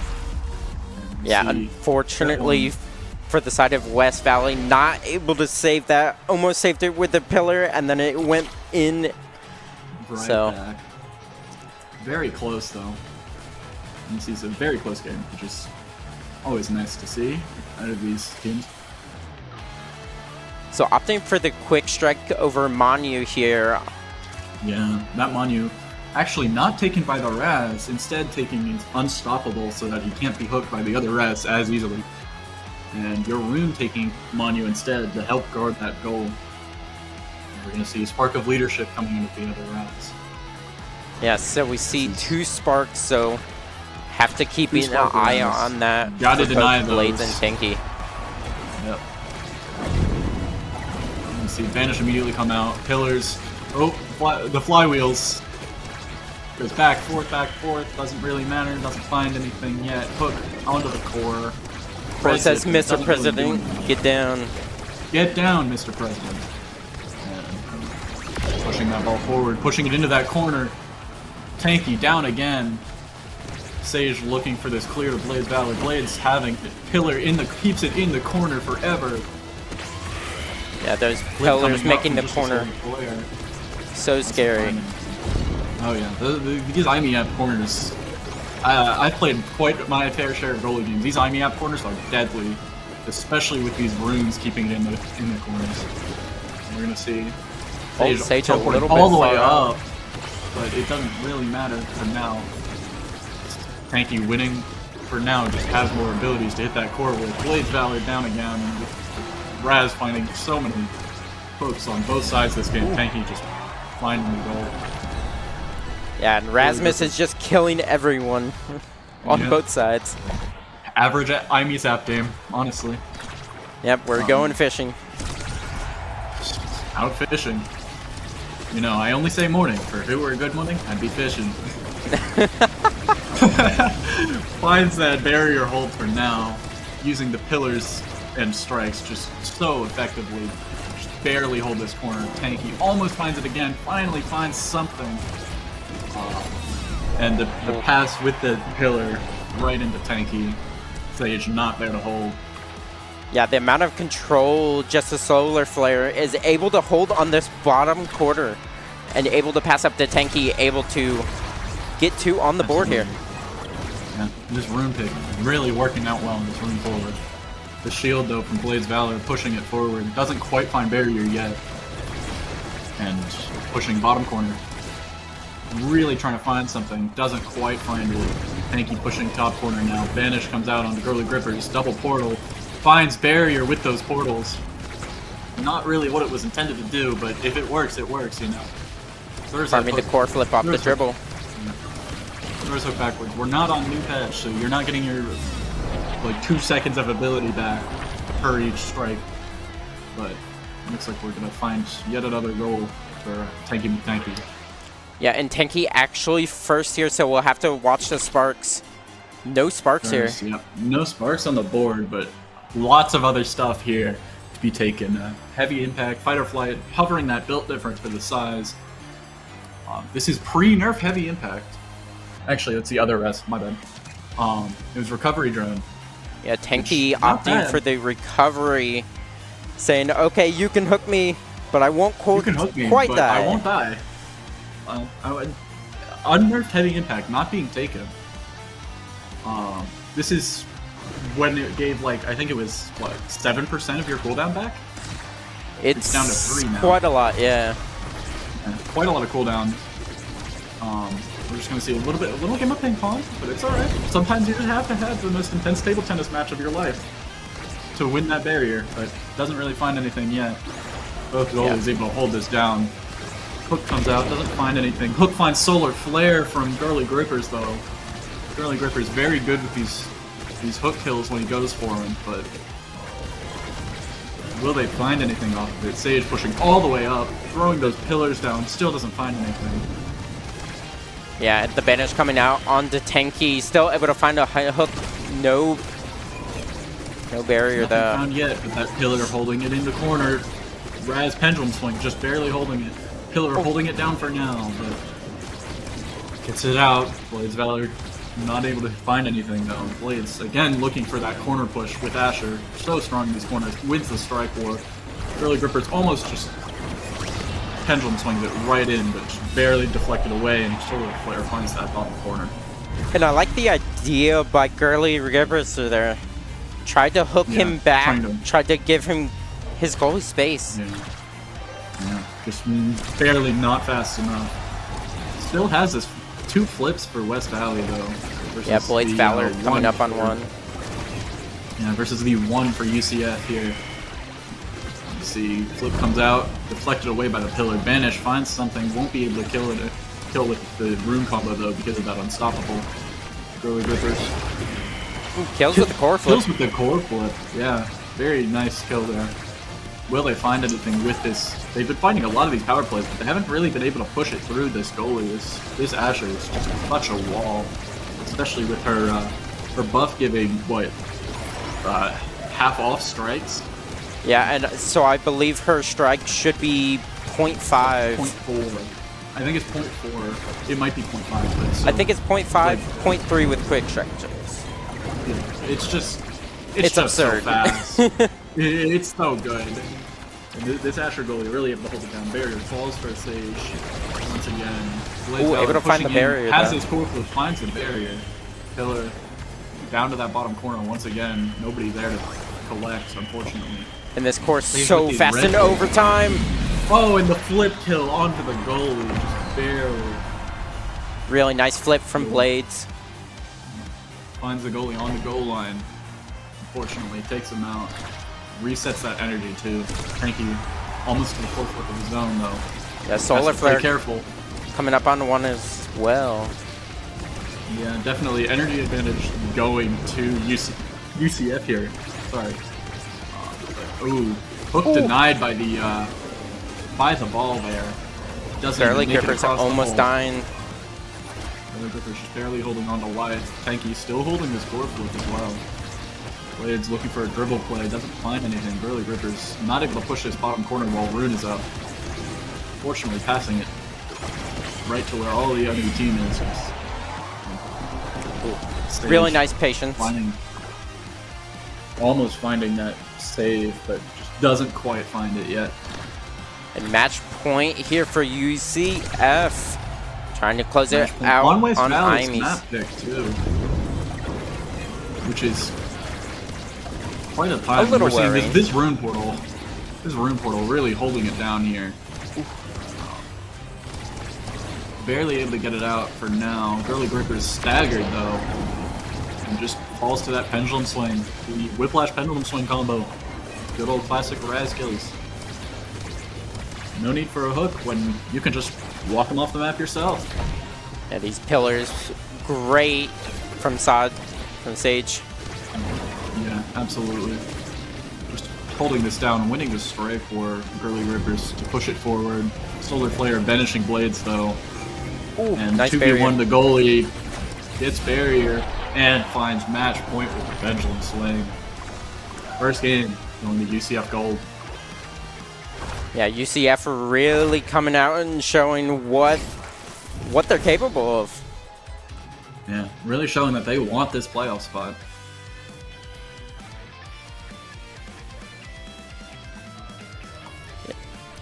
Yeah, so the Rasmus, we had the full mirror matchup. We had Rasmus, we had the Rune, we had the Asher. Some different spots. We had the Asher goalie versus the Rune goalie, yeah. but Yeah.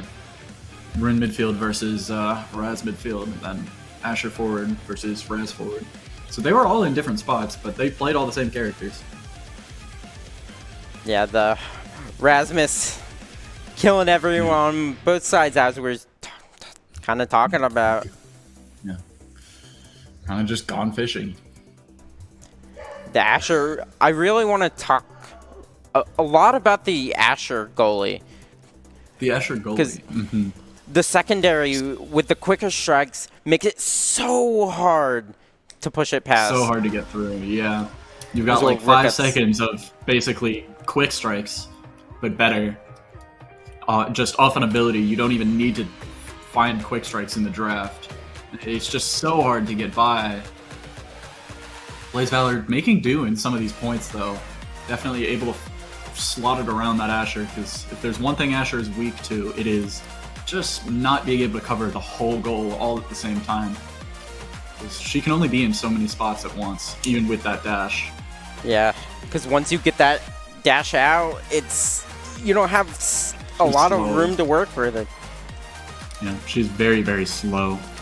Not really able to find anything. But the Rune on UCF's side, able to help the Asher out in most situations, so. Help the Asher out, also able to use those pillars to make the defense really difficult. We saw a lot of these pillars used to just keep it in the corner. Really just force them to basically just eat these pendulum swings, which were stunning them, hitting the core, just finding everything that you could really want from a pendulum swing. Absolutely. So as we head into map 2 here shortly, What are you expecting to see on Atlab? Probably a lot of KOs, seeing as that middle black hole does like 600 damage or something. Some absurd amount of damage, absurd amount of knockback. Big. We're going to see a rune ban. Yeah, rune ban coming from West Valley. They don't want to see that corner. Yep. Again, Dubu Dubu ban ban coming out. Yeah, they really don't want this Dubu forward prophet playing basically his character. So we're going to see yet another Asher, I think. Unless we see a last second swap from Blades. I think we're going to see an Asher pick. Yep. So back to the lab again. Yeah, and I don't think the Asher was bad. I do They not just think the Asher need was to bad. find ways through that Asher goalie. Yeah, they really just need to get it to the Asher, because Asher v Asher, it can be very close. If you can strike it around, you can definitely find something. It looks like we're going to see yet another Asher goalie, and we're going to see Zen as Spell. Everyone taking Spark except for Blades taking Unstoppable, and we see Ole Miss Esports coming out from very much not Ole Miss. Alright, barrier, two goes down, barriers second- already down. Both barriers go down on the side of West Valley. Able to get one Blades back probably though. Able to get one of his own. Early Gripper's looking extremely low again. As I was saying, this damage on this map might be weak. Yeah, for sure. Yeah, the Estelle and the Immediately Zentaro spread. able to pump out so much damage. So much damage, yeah. But we're gonna see strengths. If these strengths go well, Tanky just might be out of this game. You won't be seeing, like on this new patch, you'll be seeing permanent Absolute strengths, gray and they're screen, so yeah. good. But for now, Tanky will be able to play the game. Or Solar Flare will be able to play the game on this, even through these shrinks. Yeah, We're gonna see UCF has Tanky been Shrunk finds the second barrier. dominating core flip coming out. Core control. Purple comes out, doesn't matter. Molten Bolt sends it right past Tanky in a good passing play. Finds the full team goal for West Valley. Yeah, the Jakar goalie, something not usually what you see. You don't see it all too much, but having played it a few games myself, I actually just yesterday we had Replica Rivals. I played it in that with the right Awakenings. You can find some pretty nasty saves. Absolutely. This was on new patch though, so it's with the reworked Jakar. Ooh, We're nice not core gonna see flip there. that much of that. Nice core flip to hold against the Estelle ult though. We're gonna see. Wait, Girly Grippers is gone. I didn't even notice. Oh, Yeah. Girly Grippers was gone. Blade Valor having to walk back to help defend. Almost has core flip on See this. Blades though. See if he'll be able to find anything. Yeah, almost has core flip. Just got core flip and barrier just goes down. Blade's flipping, but quick strikes on Asher coming into play right there. We're gonna see Solar Flare really holding this down, and Gorilla Ripper's not able to find it to Blades quite yet. And Molten Bolt comes out trying to find Blades yet again, but Blade's nothing super found low. yet. Blades staggered in the goal box against this Asher. Asher can dash punch you off the map if you're not playing careful. So dash burned, and that's it. Finds the goal on the Yeah, top nice corner. little dribble off the Nice corner little there. dribble to juke out that flash. Yeah, absolutely. Had to play the 50-50 game there. Just happened to lose it. Solar Flare finding Once a again goes barrier down. there, finding two. Two Estelle beams coming out. Zentaro's dash is just an Estelle beam with a little guy on the end. Oh, they're able to There we go. sneak Finds that the one goal. by. Yep. Sneaks that one by with the passive. I feel like we're seeing every emote but West Valley in this game. All of the kinda- collegiate teams is represented, just not the one that's playing. First barrier coming out for UCF, able to find a second. Able Tanky to not find a able second to with find him. that goal. With Tanky's ult, yeah. But we're gonna see Girly Gripper's ult predicting big dribble down. Pushes it forward for now, but Solar Flare able to get it back out for now. Just for now. Shotgun pushing it back up to Blades Valor, finds that first barrier. The Atlap pop for that extra space to basically score with. Lots of core flips available here. That is 2 core flips available here on both sides. Girly Gripper's using it early. Goes for probably a corner shot, just barely misses it. Blades, though, looking close to this core flip of their own. And we're going to see Girly Gripper staggered again. Staggered in the goal box. Oh, the black hole. Yep. There's that black hole pop. Again, doing tons of damage, tons of knockback. Just like, their 1 frame arrow's there, next frame arrow's gone. Just how much knockback it does. And the Zen heavy hit, hitting Sage and the ball right in front of the goal. Nothing you can really do about that one. Yeah, close to 2 set here. Sage almost holding it down there. Yeah, just didn't have an evade for that Zen primary to evade strike it. Unfortunate, but what can you really do? You see Tenki immediately shrunk again. Looks for an ult. Unfortunately, it goes just way too wide and finds their own barrier. I mean, I guess he found a barrier. Not the one he was looking for, but he found a barrier.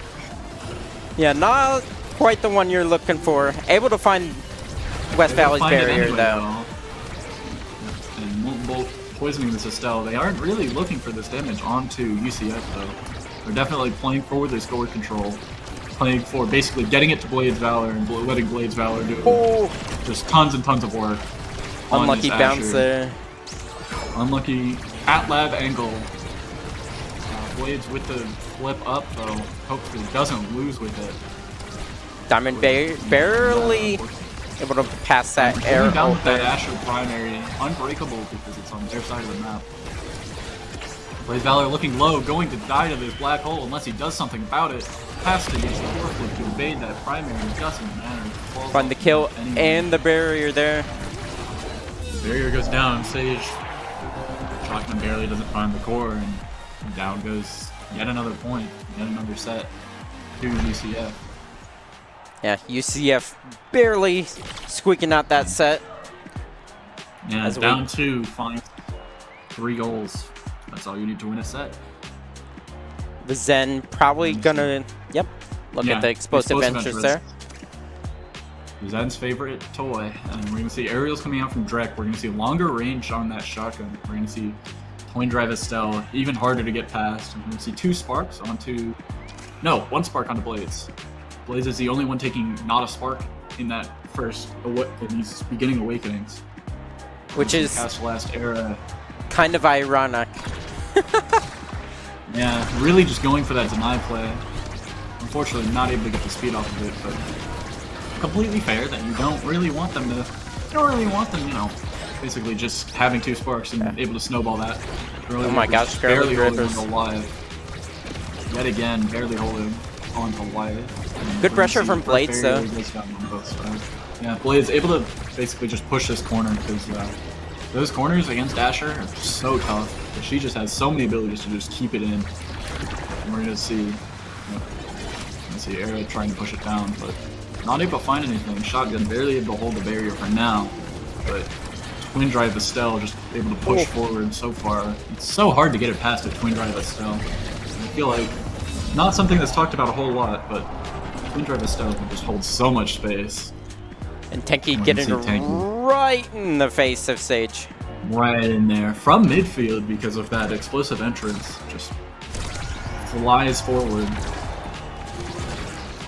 Able to find a barrier off the black hole there. Off that black hole from the start. We're going to see Blades Valor trying to push this corner. Doesn't find anything. Flip doesn't find anything either, though. Sage holding it down. Oh, able to find double barriers. The Nick double coming out, but Girly Grippers is dead, so Blades Valor has to step back. Tenki taking half health from this. Tenki taking all of his health from this Molten Bolt. Sage! Oh, nice snipe from Solar Flare. Finds that dribble and goes right in. Solar Flare. Nothing we can really do about that. Catching Sage lacking there. Absolutely, just lost in the sauce. It's like, we finally killed them, and we killed one of them. Oh wait, they still have 2 more. Anyway, Blades Valor finding that first barrier of this round. And we're gonna see Girly Rippers trying to push in. can't really find anything. First barrier goes down. Sage with the flip, though, able to hold for now. The Witching Beam gets it up to Blade's Valor, who immediately finds that barrier into Damon. Has the flip up, could use it to find a point here, or might hold it. Unfortunately, is staggered. Will have to probably use it soon, otherwise they die with it. We don't want to see a death with these core flips, because dying with core flip is a huge waste of value. Core flip out from got the goalie's core flip though. Not a terrible trade. Finds the LeBron. Really nice angle off the black hole there. Very nice thing. Yeah, out of that black hole, able to just carve it into that bottom corner. Damon's not ready for it. Tanky getting that core flip though, opting to use it immediately. No double barrier though. Doesn't want to waste it. Tanky not able to find anything. Double barrier coming up from Blade's Valor and Burly Rippers. Flip used to try and kill Solar Flare. Doesn't really find anything though. Double beam coming out. Once again, almost finds something. Unfortunately, can't find that top corner shot just yet. We're seeing a lot of very nice shots coming out of both of these teams, really. Barely. Ooh. Nice ult coming up from just a Solar Flare to find yet another set. Yeah, UCF really used that black hole there. If you notice, they kept it up, kept passing it around, having nice angles right to their forward. Yeah, and Tanky really able to take advantage of the fact that ball keeps landing in his lap. I mean, you have, what, 300 million hitboxes with Zentaro, and really just able to push that ball forward with it. Especially with this explosive entrance, you can just follow the ball anywhere it goes. Hey, if life gives you the core, you might as well score. Yeah, if life comes at you fast, if life is the core. Absolutely. I'm gonna see Sage taking this Among Titans pick, making his teammates bigger. Definitely nice thing to have, especially with Asher. Asher really liking size. UCF on set point here. Looking drop to double. Close out the double barriers dropped again, but it might not matter. They might just find it anyway. The Girly Ripper's staggered. The defense is lacking, but the nice dribble play around that Asher primary finds the top corner. Yeah, Right Girly between Grippers Tanky. staggered, but still able to help out the Asher, finding a goal for themselves. Absolutely. Finding that Bewitching Beam and Cork. Once again, another double. Almost able to find the instant goal as well. Get that 5-second goal going. Gotta speedrun these sets. Yeah, Blades really heating up here. Blades really wants to get this playoff spot, but UCF also wants it just as bad. Yeah, we'll see kind of 3 core flips coming up here. One on Blades, others on Solar, and Tanky. Gonna find one barrier though. One barrier goes down. Blades looking for that second one. Doesn't quite find it. Finds it with the strike. Almost had flip. Win. Almost has Doesn't flip. even need Doesn't it. need it. Just finds that corner. Speed runs that set. Whew. Really set MVP right there. Going straight to Blades Valor. Will we see the reverse sweep here? It could be a full reverse sweep from basically the brink. And we see recovery drone coming out. We see 2 sparks on the board though. This could be the time for sparks. Focus a Jill onto Damon here. Yeah, and this could be dangerous if they let Spark to Strength. Okay, there we go. I like the denial. Okay. Good deny there. Spark of Strength getting onto that Zentaro means you just die even faster than you already have them. That's Yeah, really Glass not something Cannon. you want to see. They still need to make sure they're hitting him, rocking that Glass Cannon. And these shrinks, you're already incentivized to hit these shrinks, so you really need to make sure you're hitting these shrinks now. Otherwise, Tanky will start flying at your goalie. Sage losing the first barrier, holding that second one though against the Zentaro. Girly Gripper staggered again. having to run back for that orb, just barely avoiding Zen primary. Solar Flare finding that second barrier with the Estelle beam. Trying to dribble. Dash extension, not able to find it. Sage holding on for dear life. Holding this goal, realizing that these could be the last 3 points of the game, and first barrier goes down. Blades dashing straight in, recognizing it. Now it's my moment. Blade's getting bigger, damage getting smaller. Huge size difference, just smashes the core in. What Asher does best. Really Whippers again taking a lot of hitboxes just thrown at them. UCF coming out with 3 core flips though. Yeah. Oh, solar flip. Tanky burns flip, finds nothing. Solar flare, second flip, finds 1 barrier though. But both flips are burned on those forwards. 2 most valuable flips, and Early Rippers goes down again anyway. You see Sage having to run interference here. Blades Valor just barely not able to hold that barrier here with that dash primary. Yeah, unfortunately losing a lot of time. There. Just running back. Yep. Tanky staggered. Almost dies to this black hole, just barely able to evade out of it. And the Zen'll, unfortunately, not quite paying off, but lots of beams. Not a whole lot Drek can do against those beams. Yeah, had the passive dash into the secondary dash. Into the secondary dash and the Estelle beam as well. There's so many hitboxes to get it around, and there's nothing you can really do. The Blades Valor again looking to push this bottom corner. Line this barrier, has the core flip if he needs. But the second barrier is going down on the side of West Valley. No barriers down on the side of UCF yet. Dashes down, finds the flip. Really nice shotgun. Keep it out. Yep, Burly Grippers able to push it to Blades Valor. Finds that black hole, but doesn't matter. We're on game, set, match point. Yeah, UCF looking to close this one out.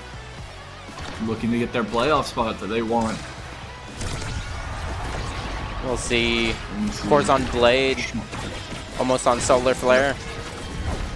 Early Grippers so staggered once again. Every point they're just dumping damage into Girly Grippers. And can't really do anything about it. No, okay, able to find that barrier. Has to run away. Able to find barrier. Blades having flip as well. Could use it to find some offense here. Girly Grippers finds the second barrier though. Flip comes out and instant flip though. Unfortunately doesn't pay off, and we're gonna see Molten Bolt able to hold it for now.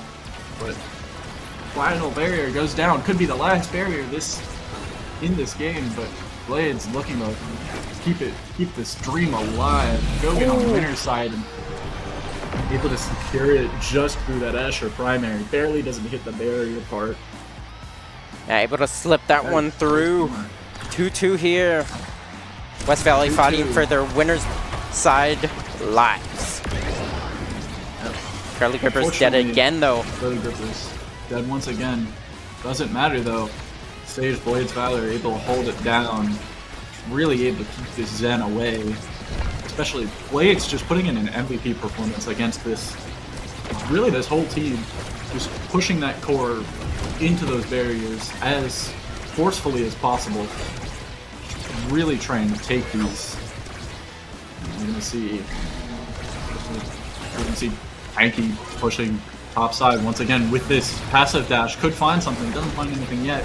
Shield pushes it back to Tanky though. Doesn't find anything yet. Billy Gripper's pushing his bottom side, doesn't find anything again. Stays way too far forward to defend that barrier. Could be last barrier goes down. Molten Bolt keeping it forward for now. Damon opting to flip there. Though, Blades almost has one. Blades looking to find that flip here. Curly Gripper's so low again. Really taking a beating. Yet the Grippers goes down to Tanky. Tanky versus Sage. Back pass. Doesn't matter. Flip comes out. Holds it for now. But how long will that last? Shotgun flies back to the barrier. Slowing it down. Trying to keep control of this before West Valley can spiral it out of control and take the set. Tanky again pushing that corner. Oh, good He's try holding there. for now though. Good try on that Zenel. The dribble just barely going haywire. And that course red finds that goal.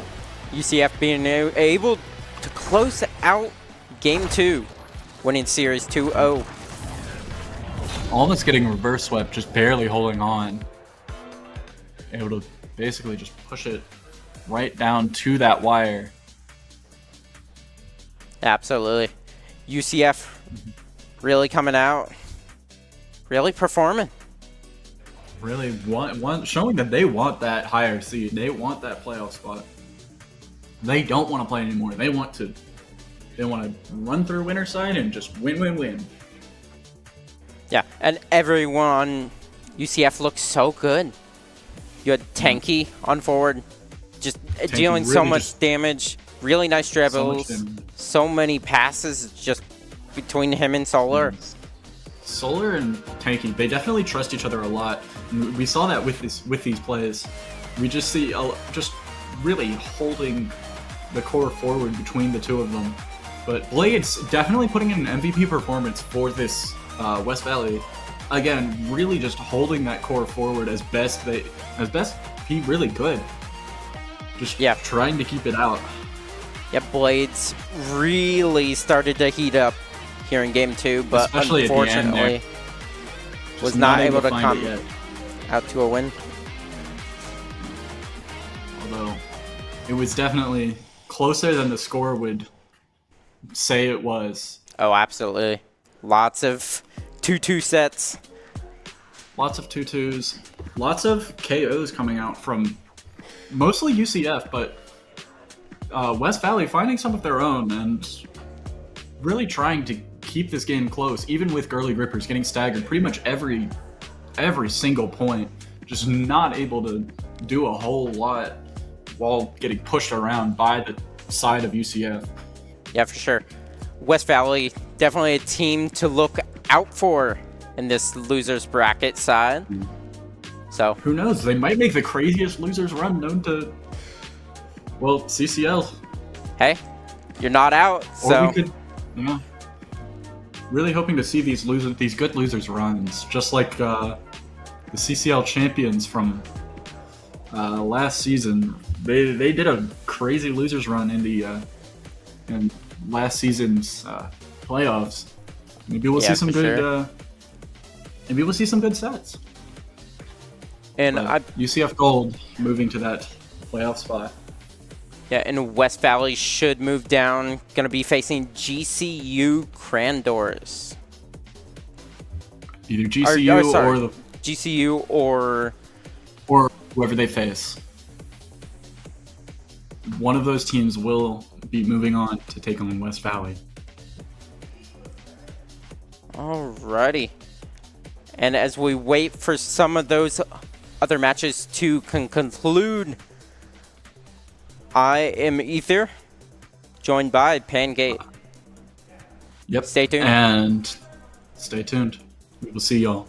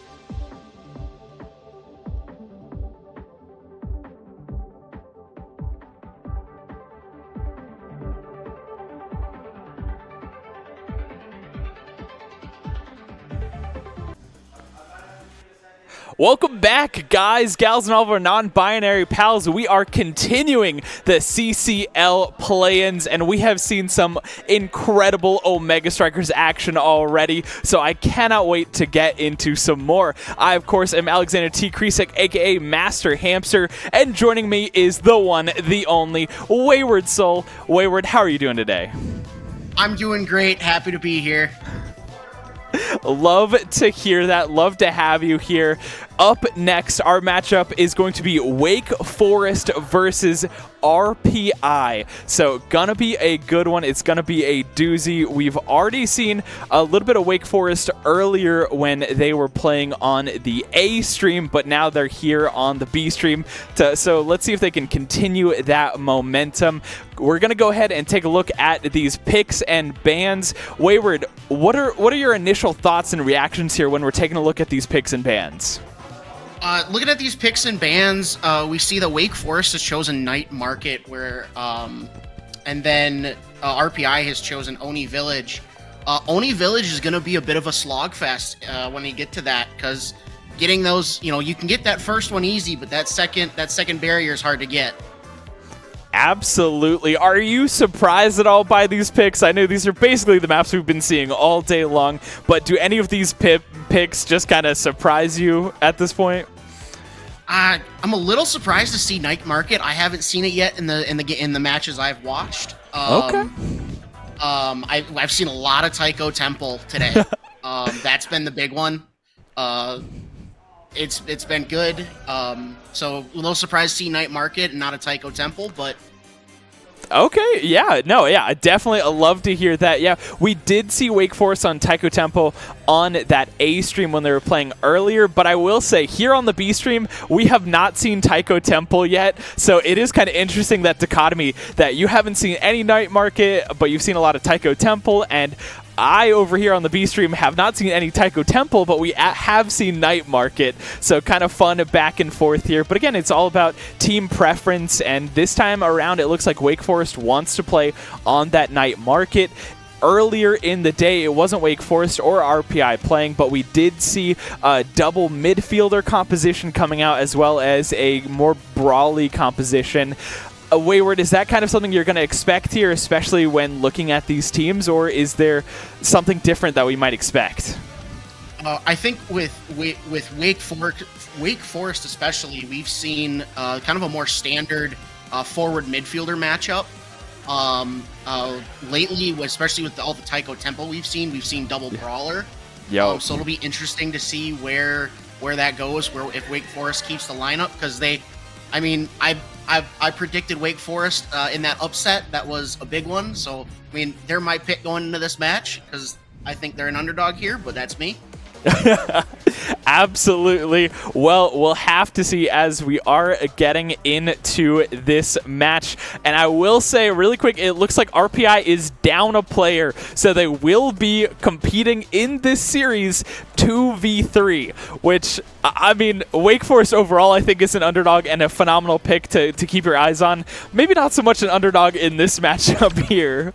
We are going to see the Vice and the Kai bans coming out. Okay, the Kai ban makes sense, because that's what Wake Forest was running in their match on the A stream. So it'll be interesting to see how we go about playing around that ban. Yeah, I can't wait to see what they bring out instead. It is the Mako potentially that they're going to be pulling out here, and I think that is what we saw earlier, so it makes sense, and we know that a lot of these players have got some deep pockets in terms of character pool, so not exactly surprising here with what they're pulling out.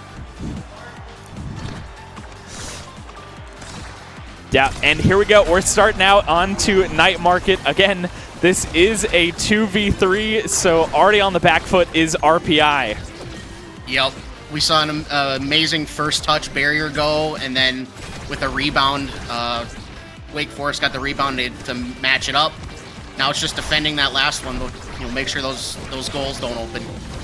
Absolutely. I love seeing this Kazan era as a combination here. The duo is just a lot of fun, and they can put a lot of pressure on a goalie that is already a little bit strained.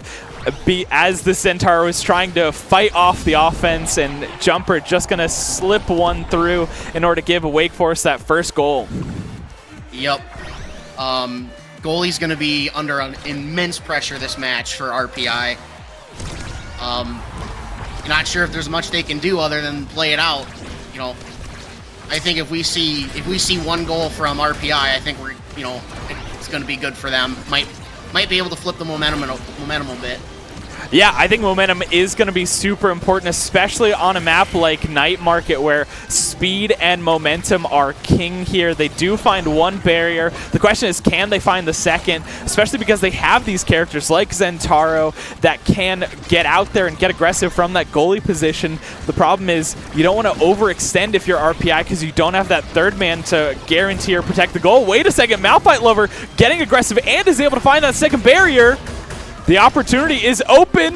Zentaro. Oh, they Zentaro.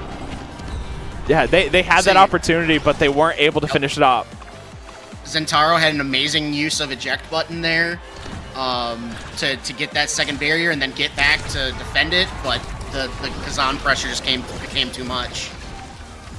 Yeah, I mean, when we're seeing Kazan, we're just seeing buttons being pressed constantly. So that pressure that we're talking about is just always there if Kazan is in front of you. And with the ability to hook the core if it's flying past, he's able to mix up some of those timings and kind of catch you off guard as well. Yes. Oh, good core burst coming through. Defensive core burst coming from the Mako to prevent that goal there.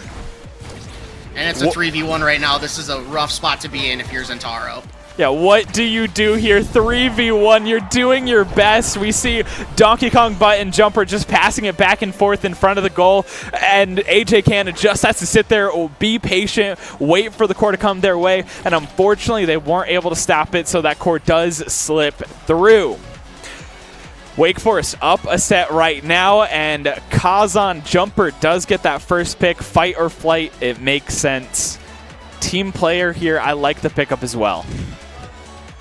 Yep, that team player is going to be really good for that Zentaro, just trying to get it and clear it out of their side when the opportunity presents itself. Yeah, and overall, yeah, there's not much to say in this 2v3 matchup. Like, it's tough to talk about team play and coordination on the side of RPI when they are just trying to survive in this situation. Obviously doing a phenomenal job, and Malphite Lover will find one on to that era. This is an opportunity for RPI. Bring it down to a 2v2, make it a little bit fair. Unfortunately, AJ Cannon just can't quite stop it, and Donkey Kong is back. Yep. They put the pressure on right when they lost their player because they knew they had the abilities with Kazan still. And, I mean, it was good effort. But now we got goal open for RPI. I tell you what, Malphite's doing a fantastic job of keeping as much pressure off as they can. But again, we see 2v3. Yeah, 2v. It's tough, but I love this fight that we're seeing out of RPI. They are not taking this lying down. They are fighting and really working for these goals. They've been getting goal barriers. They've been putting the pressure on. We've even seen kills on the side of RPI as well. It's just tough. You don't have that third man, so you're playing midfield and forward for yourself at the same time. That double goal barrier will be nice. And the opportunity. Oh my. Opportunity. There it is. They take it. They got it. Right when Mako was charging up that ability, able to slip it through. Hey, you said it. RPI gets a win. Basically, you know, in our books, if they're able to get a goal, and they've gotten that goal. Not exactly how I thought they were going to do it, but still phenomenal showing here. Yes, phenomenal fighting spirit out of the RPI team, because they could have very easily just said, you know what, FF, we're gonna take this. Unfortunate, but no, they're out here fighting, they're grinding, and it's paying off right now. I do want to say, I think this is just kind of like the showing of the Omega Strikers community, where they just love playing the game and showing up and being here for competition, even if they're not at 100%. And I think that is just incredible, and I love the Omega Strikers community for it. They're showing up playing 2v3, even if they're down a player. Yes, Omega Strikers community has got to be one of the better communities for the competitive play. I personally feel you don't have a lot of the problems that come with other competitive games. Everything I've seen out of competitors from Twitch chats today has been phenomenal. Everyone is so kind, so respectful. All GGs, all love, and I love to see it. Again, great defense from AJ Cannon, but again, there's only so much that they can do. Jumper finishes it up and closes out that second set of the game so far. Jumper, again, getting MVP, so does get that first pick. A lot of great options here. A lot of great options for Zentaro as well if they're looking for something like a Twin Drive or a Chrono Boost. Yeah, definitely. So we'll go with the extra special. Even extra special as well. Yeah, there's so many great options to grab from. Yes. Say the arrow going with the Chrono Boost, that's a pretty safe standard choice from my experience. It will make things a little bit more difficult for that RPI team. If they're getting hit with these arrow primaries, they will just be smaller and debuffed for longer now. Again, the double barrier, another opportunity for RPI here. Say RPI is getting all the right angles they need to get those doubles to make some form of advantage for themselves. Extra special coming out into play as well, as AJ Cannon is able to use that special, but unfortunately can't stop the double barriers. Just getting debuffed again like we were talking about, where they can only do so much as that solo Zentaro, and especially when you have no abilities, you just don't have that movement to get over there. Say Octavia doing really good to keep up their passive there for a bit, but once that fizzles, it's hard to cover the rest of the field. What I like about the composition for RPI here, and I see what they're going for, it's an all or nothing sort of composition where you have these very fast, very burst movement options, but if you don't get what you're looking for, you're just left dead in the water and you're stalling out. You can't get to where you need to in the core. And so with this composition from Wake Forest, they're able to dribble out, stall it out a little bit if they need to, or use that arrow to catch up to that movement speed that we see from RPI. First coming out from Zentaro of RPI. And we see two core flips available, those two bursts available for the side of Wake Forest. They don't even need to use them, but they will.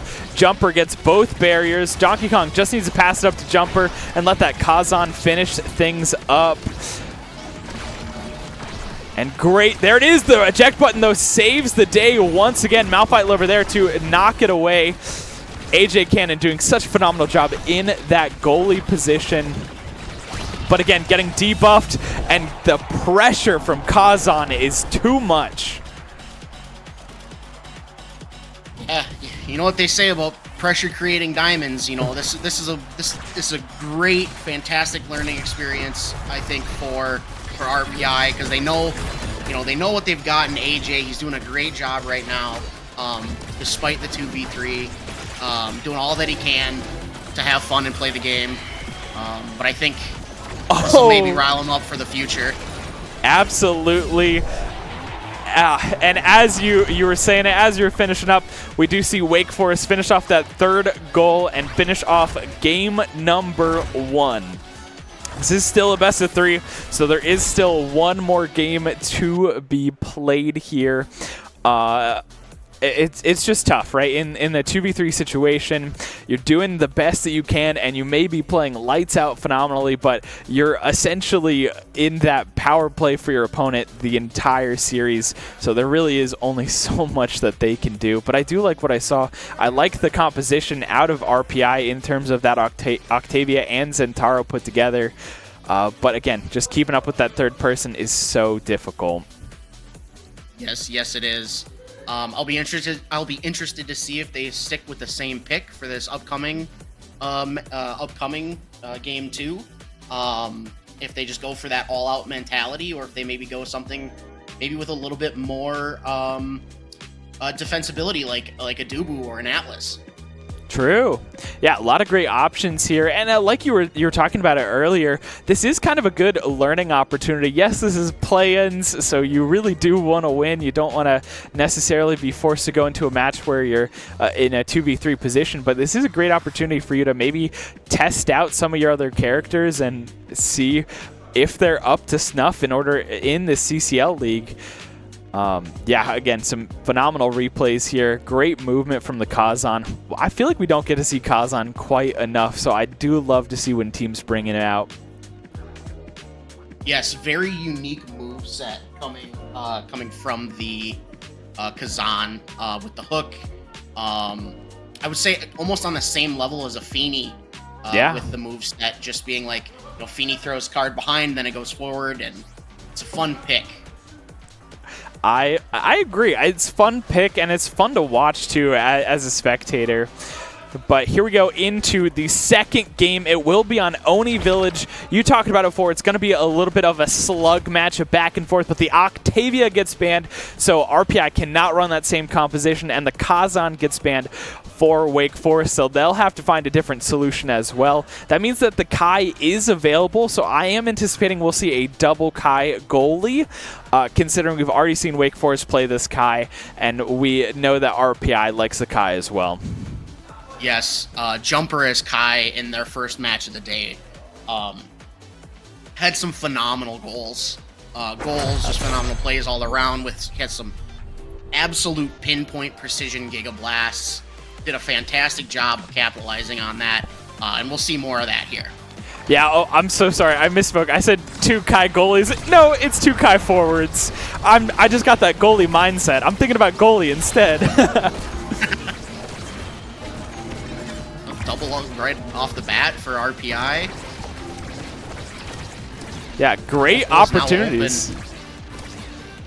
Yeah, it is just wide open range. I really wish we could have seen RPI keep that second barrier up a little bit longer. It would have given them more of an opportunity, because I feel like when it goes to back and forth to these ping pong matches, they just don't win it down a player, unfortunately. Unfortunately, that is correct, but however, they are doing a fantastic job considering that their goal is open right now. Yep. But 2v3, that's what happens. 2v3, and especially when we see the goalie from Wake Forest pulling up and really teleporting into the fray, adding that additional strike into that mess, it makes it so difficult, and you just lose out on that strike war. Yeah, Vice goalie is one of those ones where it's tough to play against, because they do just teleport in and then they're gone. And it's even harder again in that 2v3. We see Corvus come out. Something that I do like here that we're seeing out of RPI, and maybe not quite as much from Wake Forest, is the fact that Wake Forest hasn't really been able to hold their 2 barriers. The Vice is good if they want to get aggressive and they want to add a third person into the mix to stop out some of this wall, but the Vice hasn't been doing super in a defensive kind of protect your barrier situation. At the end of the day, it doesn't matter if you're still scoring goals, but something to keep in mind for potentially further matches down along the line. Yes, definitely.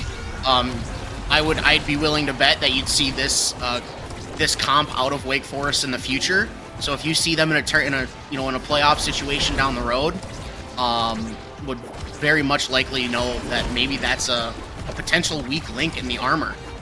Yeah, something that you can exploit later on. Oh, but something right now, Malphite Lover is so low, has to be careful. Losing a player here is detrimental normally in a 3v3, but in this 2v3, it is monumental to be down a player. Malphite Lover, though, does a great job playing patient, plays it safe, and the Giga Blast, unfortunately, does not hit the way they wanted to, and gets that second barrier. Core Burst forced. Yeah. Forced out of the goalie for Wake Forest, and oh no! The core goes in right as the gates are opening.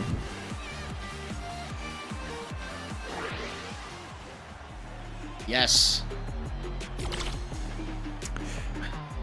Yeah, picks here A lot of options to go for. Spark of Leadership should be one that several eyes are on. The Chrono Boost, I like it for the Kai. Hot Shot. Interesting. They're going to leave Spark actually on the table and instead look, well, I spoke too soon. Instead, look for other options early on. A Recovery Drone is an interesting pick for the Vice for Wake Forest. Maybe they're concerned about potentially getting a little bit too aggressive and falling down to some of these Kai or Zentaro shenanigans. Yeah, it's definitely a choice. We will see what it plays out for them here. They lose their second barrier.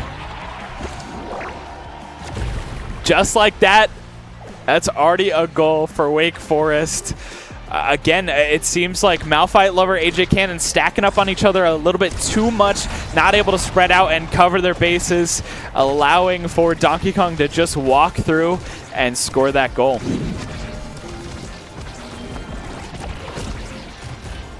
Great pressure from Wake Forest. Donkey Kong is there to receive from Jumper, and that's the second goal as well. Wake Forest once again up on to set point, but this time this has been so fast.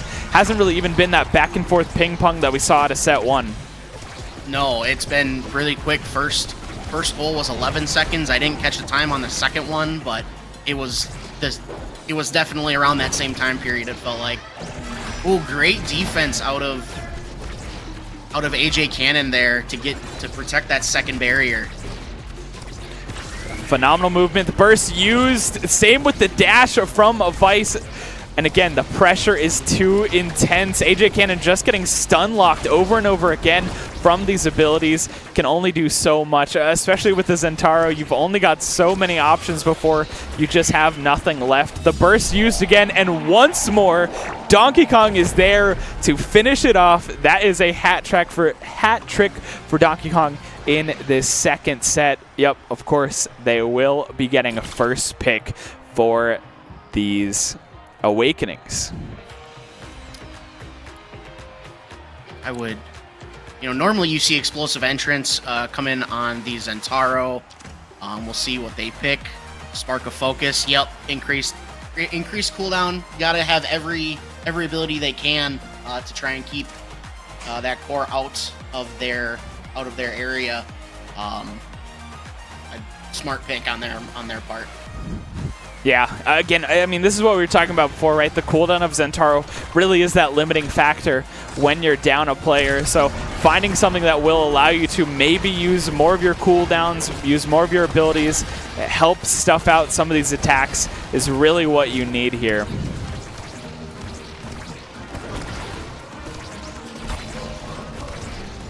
The core is moving, lots of speed on this matchup here. Zentaro doing a great job, does use that ultimate, so won't have that ability for a little bit longer. And again, the teleport from the Vice, that special ability, really causing issues, forcing you to either use your evade or get stunned for a second, and it just really prevents any sort of defensive options that you can throw out. Yeah. Amazing. I saw it. AJ Cannon had a great dig to prevent the goal for a little bit. But, once you said with that Vice coming in and with the Vice stun, it's hard. So it's impressive. We do see the core flip come out from AJ to get it out off their side. Malphite's doing a good job at keeping it. Their spacing was better than what we'd seen in some previous sets. And I think that's what helped them in that area. Absolutely. And really taking some of these 1v1s against Jumper and really kind of fighting back with these Kais, waiting for Jumper to strike so that they can get the advantage here. But it's tough. We've talked about it before, but honestly, even if you get the clear from the side of RPI, you're clearing it straight to a member of Wake Forest who is just going to pass it back up the field to the rest of their team. So you're really struggling here. Great save from AJ Canada to keep themselves alive just a little bit longer. It is match point for Wake Forest, and there it is. They will finish it out. Donkey Kong with the Blobbo, clearing things out. Wake Forest will be moving on. Tough matchup for RPI, but I really do like what we saw out of them. It's just difficult in a 2v3. Yeah, I think they did just about everything they could that match. Like I said, I love the fighting spirit out of them. To play through and not forfeit. Yep. Good. I liked what I saw out of RPI, but Wake Forest was just dominant because they had that extra player over them. Yeah, and I'm excited to see more of Wake Forest and hopefully more of RPI in the future when they've got that third man. But yeah, again, great things. Huge shout outs to the RPI team and just playing through even down a player. I love the spirit. I love what we saw out of them, and yeah, I can't wait to see some more. But I don't need to just reminisce about what we saw. We get replays. I get to watch back all of these phenomenal goals and passing team plays from the side of Wake Forest, and also some of those defensive plays that we saw out of RPI. It's tough, right? But we do see some good blocks, some good redirects. It's just oftentimes you're redirecting or clearing it straight to someone else.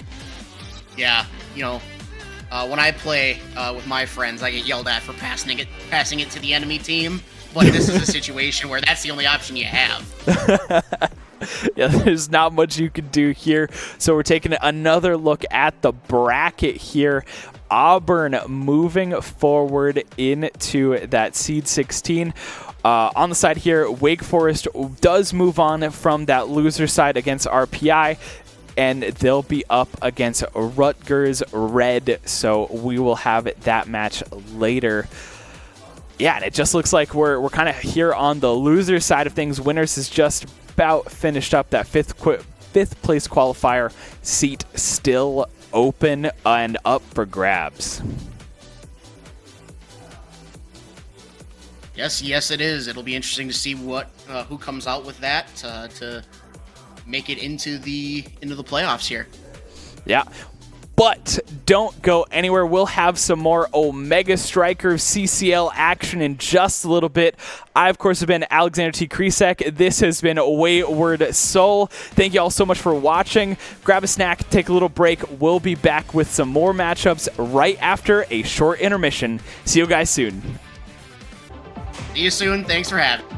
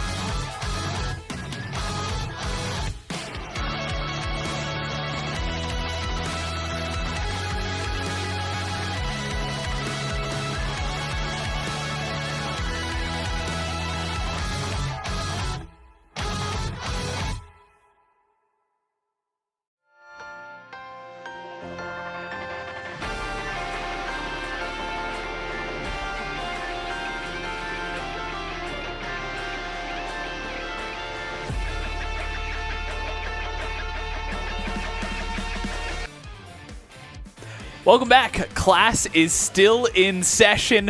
We've got at least one more game here on this, the B stream here. I, of course, am Alexander T. Kresek, a.k.a. Master Hamster, and joining me on the desk is the one, the only, Kevin Clayton, a.k.a. Whack.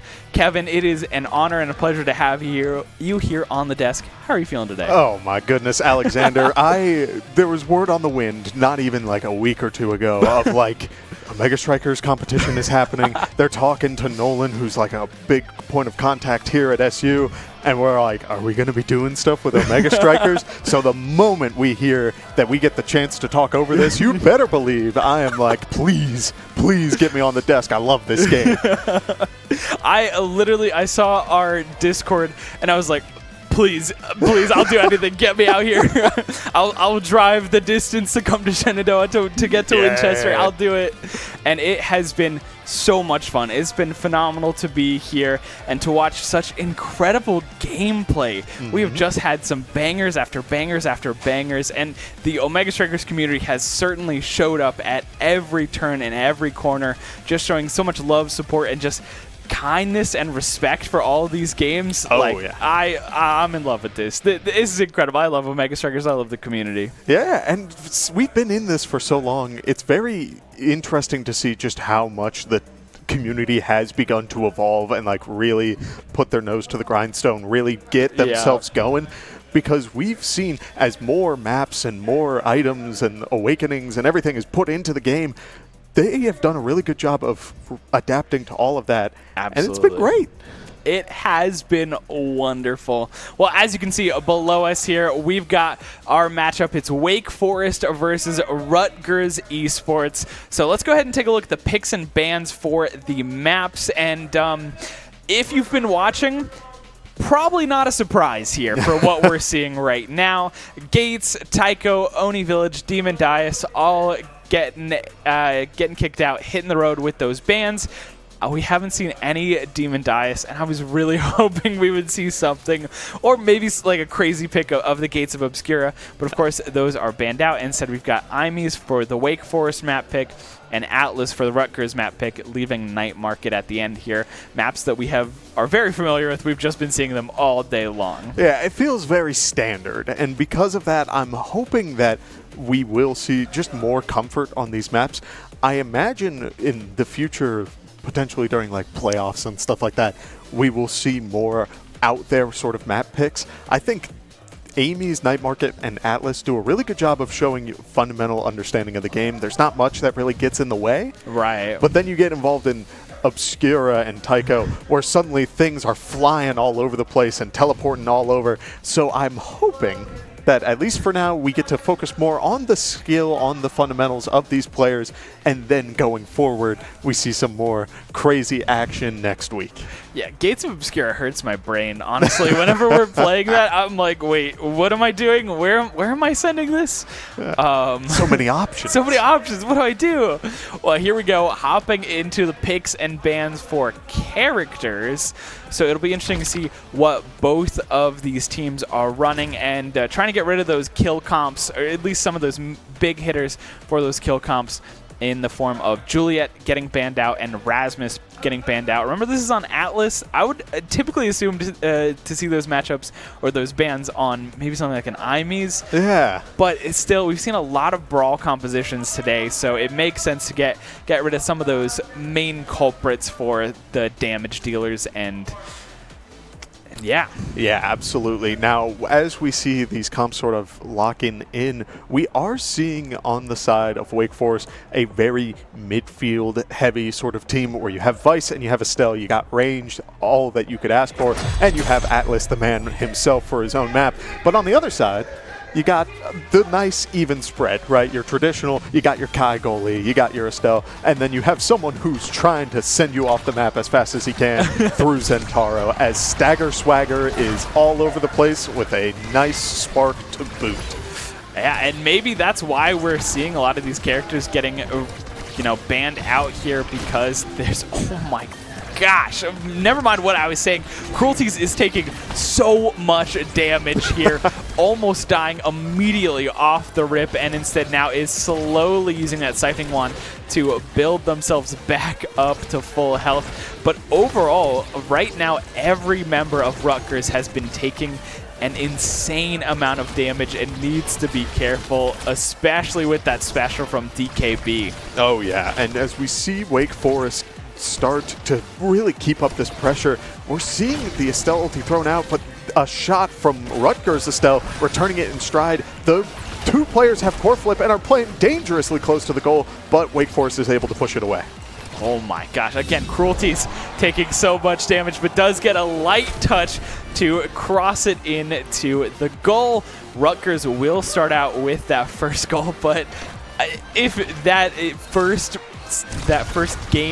round, is any indication of how this series is going to go, we are in for a doozy, and we're in for a knockdown, drag-out fight, because these players, these characters are just throwing abilities at each other right now. Oh yeah, and they cover so much space. I mean, I'd say 4 of the characters on the screen, frankly 5 if you include Atlas' little push forward, cover up so much space in just keeping projectiles out forward. But as we see, once Centauro is on top of you, that is where that buildup starts to build in place. 2 goalie barriers are down, and 1 far away Estelle shot will close it in for that point. And I think range is going to be the name of this game until more Awakenings are on this board. Absolutely. And again, with that Estelle, you have to be so careful where you're positioning yourself and where the core is headed, so you don't walk into a beam like that and just line yourself up for a goal. God, Yeah. Estelle's health is gone. Again, Estelle is almost dead right off a rip here. DKB, again, using that special, and like you said, it covers so much space, so much area, that really kind of forces the rest of Rutgers to spread out, run away, find a different position here, and gives that opening to Wake Forest. Yeah, very good core flip coming out from the Atlas, as Zentaro is just trying to smash right into the Atlas, and the Vice really racking up that damage, but a good ulti will heal the side of Wake Forest back up. The one you're going to be wanting to look at is Jumper, because when you have low health and when you don't have enough to evade, that is when a lot of players start to punish. But Zentaro still eating a lot of damage, and they're doing a great job of keeping that core away from the barrier, but it goes down just like that, as Tesla Coil is going to try and get a good shot in. Again, I think it's the caster's curse. And anytime you talk about someone who is doing a great job of defending, all of a sudden the core gets through and they're no longer defending the barrier. It's gone. And now they're just trying to protect their open goal. But again, a lot of back and forth here. We do see Wake Forest finally able to get that first barrier, but it's just too little too late, as Cruelties will get a layup from Tesla Coil and will knock it in. Threading that needle through the wall, I mean, that shows a lot of faith between the players, right? There's a certain level of faith when it comes to directly passing to your teammate and saying, I'm going to get this wacky bounce that'll do the same thing. But as another goal barrier does go down, we do see that Tesla Coil is keeping up a little bit of pressure, trying to save the goal barrier, and I wonder if that is just the go-to strat for this map. We see these midfielders doing a great job of defending, but also, I mean, Centauro is just eating all the damage, and 2 players are on the side of Rutgers. Great awareness for Kaiju Hunter to send it around Jumper, who has just been putting so much pressure with this Estelle. And you have to be careful in these corners. Estelle can be such a deadly opponent when they're pushing forward. They've got the beam, they've got the ultimate, and even the jump secondary can make life very, very difficult. 2 core bursts, almost 3 core bursts on the side of Wake Forest, and once again, Zentaro is gone. They cannot play the game right now. Yeah, but look at how Tesla Coil is just dribbling, trying to keep possession for as long as possible, as Vice gets close, trying to go out the strike on the goal barrier, but in response using the core flip of their own, as Kai is barely able to send it back, but the Vice is right there, and it is 2-2 for the first set. Great positioning for DKB to really be there to intercept, knowing that Kaiju Hunter was looking to send it up and away from Jumper, because sending it straight to Jumper might as well be a death sentence at this point. Oh, yeah, absolutely. Look at just how much damage they're putting on, man. And Tesla Coil needing to rotate down to find that orb and heal up. Interesting thing to note here is we do see Melon still having that that burst for themselves if they need it. Second goal barrier goes down as once more Zentaro not in the game anymore.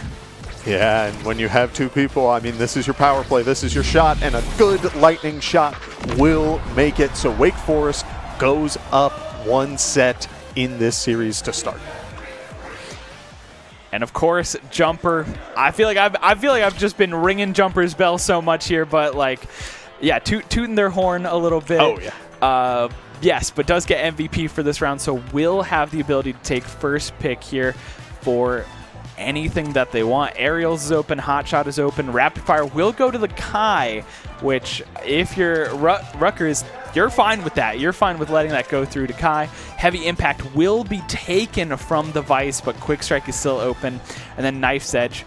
I'm a little worried about Knife's Edge, if I'm going to be honest. I know that's basically the only thing left for Cruelties to be picking up here, but Cruelties has just had a problem, has been struggling to stay alive, and I don't think we'll really get the benefit from Knife's Edge at this moment. Yeah, I mean, look at this. There's just so many big hitboxes just racking up the damage bit by bit, and so suddenly we see, I mean, Zentaro is taking so much damage, and the pressure is still on. Yes, Wake Forest did lose the 2 goal barriers, but when you have this lead, this pressure, Rutgers is dropping a goal barrier of their own, and Vice is once again standing just a little close. But we will see a good stun W from Donkey Kong Butt, and a good shot will close it out, where Wake Forest is taking the point lead for this set. I think if you're Rutgers, you've got to figure out a way to get the core away from Jumper. Jumper has just been doing such a great job of controlling not only the speed and the pace of the game, but also allowing the core to slow down so that they can have abilities up and have this pressure on the goalie that we don't see out of a lot of other characters. Yeah, and with this stagger swagger, you'd think that the ability to just sort of regen your health back would be so incredibly valuable, but the damage numbers have been so high, and having so much range has allowed Wake Forest to just really control this space. So now it is going to be on Rutgers to either start really looking for a potential KO or find little openings like that and close it out. Great Giga Blast from Kaiju Hunter to just put more pressure on the goalie. Almost got that goal there, but unfortunately weren't able to find it. Burst still available for both goalies, so they do have that lifeline. And secondary forced out of Atlas. Again, massive cooldowns from Atlas, so they have to be careful with that. And great shot. Yeah, we do see Estelle doing a good job of jumping in the way of that core shot, but Donkey Kong Butt just taking up so much space, trying to make sure that if Estelle is gonna have that range to really keep the pressure going, that at the very least, you might as well stay a very far distance away. Ooh, great jump, but an even better block here on the side of Rutgers. Again, another Giga Blast doesn't find its mark, and instead we're seeing Kaiju Hunter just trying to survive, blocking the shots, but DKB with a beautiful cross map, or half-court shot basically, from the midfield, crossing it to the other side of the goal. Yeah, and we do see just a nice straight shot, and Kai Flings being down. So far, yes, all of these characters are able to move with that stagger swagger, but does it matter when your cooldowns are down for just a little bit longer than you'd like, and you're losing the goal barriers because of it? Yeah, that does not feel good at the end of the day, especially losing both barriers on Atlas's lab. It happens. Sometimes the bounce is in your favor and it just goes around, and sometimes the bounce is against you. And we see something like that where it's just that double barrier from behind. Yeah, and I mean, right now we can see just through the levels, right? Whew, that just shows how much core possession that Wake Forest has had. throughout this entire series, Zentaro is struggling to find these hits and is just taking so much damage. He's already lost so much health, and Atlas is the one walking forward because he almost has the core flip. Oh my goodness, what an incredible play there. Malone getting so aggressive up top with that forward Atlas, allowing Jumper to sit back, regen some health, but also putting on pressure. And like you said, that core burst, that flip was coming up for Atlas to allow them to secure that goal. They didn't end up needing it, but either way, still a phenomenal play. Yeah, and already if I am the side of Rutgers, I'm feeling a little worried from these awakenings. You got this prime time being so good on Estelle, which has been taking goal barriers just out of the blue, as well as Vice's W, which has been chunking people, now enhanced. I mean, if I'm sitting there, I'm a little worried, but there are ways to bring it back for sure. There are indeed. We'll have to see if maybe Rutgers has the solution. Maybe if they can find their way back into this map. Tesla Coil will start things off by finding at least one goal barrier. Finding that second one will be difficult, especially with the Atlas on deck. And again, we're seeing Wake Forest slowing the game down, allowing their cooldowns to come back, understanding that a character like Atlas, who's got these long cooldowns, needs that extra couple of seconds in order to get that secondary back online to make another phenomenal save. Yeah, now the corner pressure is on, as while it is bouncing in there, Rutgers will be able to get it out of the corner, and a couple of good dribbles will just keep this pressure going. But a Vice ultimate able to really rack up a good chunk of damage, knock people away. The black hole in the center is gone, and Atlas is the one controlling the core. Right now, while Rutgers is down in the series, they're doing a good job of really keeping up the pace right now, and that may be what they need, but Zentaro goes down from a core flip. Maybe it was worth it. Zentaro falls down, but they do get that second barrier, so Wake Forest is open. The question is, can they use the opportunity to defend themselves or even find this goal? Kaiju Hunter does have that core flip, and Atlas goes down. It's an open net right now. Jumper forced to take that position of goalie. There it is. And unfortunately can't find the stop there. Rutgers finding an opening and taking it. This might be the momentum shift that they need to get back into this series. Yeah, DK holding on to the court flip. It's not a play that I dislike, because while yes, you can save yourself the point, if you are confident in your ability to really take these goals, that is what you need to do, but you need to use it soon. And right now, Rutgers is putting up so much pressure that it's causing the Vice to really struggle. There's that core flip being used, and while you won't get much off of it, that at least allows you to get a semblance of control back, as now the Estelle on the side of Rutgers goes down. Normally, I'm not a huge fan of core flips like that, but it did allow them to regain control of the series. Great team play there. And again, what are you going to do? You talk about the range there. Both the primary from Vice and Estelle being shot at Atlas, there's nowhere you can go. But, I mean, with that core flip from DKB, normally I'm not a huge fan of them, but I did like that it allowed DKB to not only survive, it gave them some space, it gave them some pressure, and it allowed Vice to just heal up. But second barrier goes down for Wake Forest. Lots of pressure from both Tesla Coil and Cruelties. Just again, putting so much pressure with the Zentaro and the Estelle. They can do a lot of damage, but again, Stagger Swagger, you've got the Atlas. The heals are insane. No. Oh no, you have to be careful with those dashes. Just a little too close to the blast zone, and Atlas said, I got a big bubble that is going to blast you into the blast zone. And so now, as we see that Zentaro is back, it is relatively even, but Atlas does have the core flip, but sends it back at just a little bit of a wrong angle, and it bounces into the goal anyway. Not what you're looking to see. Tesla Coil will be credited with that one. A great special from the Estelle, just to put pressure. And I wish Malone had used that core flip, that burst, but I mean, there's still plenty of game to be played here. Zentaro is gone. No escape from that. They will find that second core barrier. Yeah, we do see Atlas walking forward. I'm curious if he's going to try to use the core flip aggressively. After all, there's been so much great pressure coming out from the side of Rutgers, and when you have 1 point, do you really want to use it aggressively? It's not going to be needed, as Vice finds an opening between Estelle and Kai to even up the score and potentially try to close this out. I really like what we saw from Malone there, using the primary down to dribble the core off of the wall back up to themselves. That was phenomenal, but also kind of funny because it was basically dribbling cruelties as well on the side. No. Oh man, but we do see Zentaro able to throw out the ultimate and get through that Atlas barrier push. And now with Kai feeling the pressure, 2 core flips on the side of Wake Forest, Zentaro dashing through and trying to get the other goal barrier. There it is. It is possible that this series can continue, Alexander. It is indeed, and honestly, we're seeing Wake Forest with the patience here, but I think they need to start using these core flips because they might not have enough time. We do see the kill onto the Estelle for Rutgers.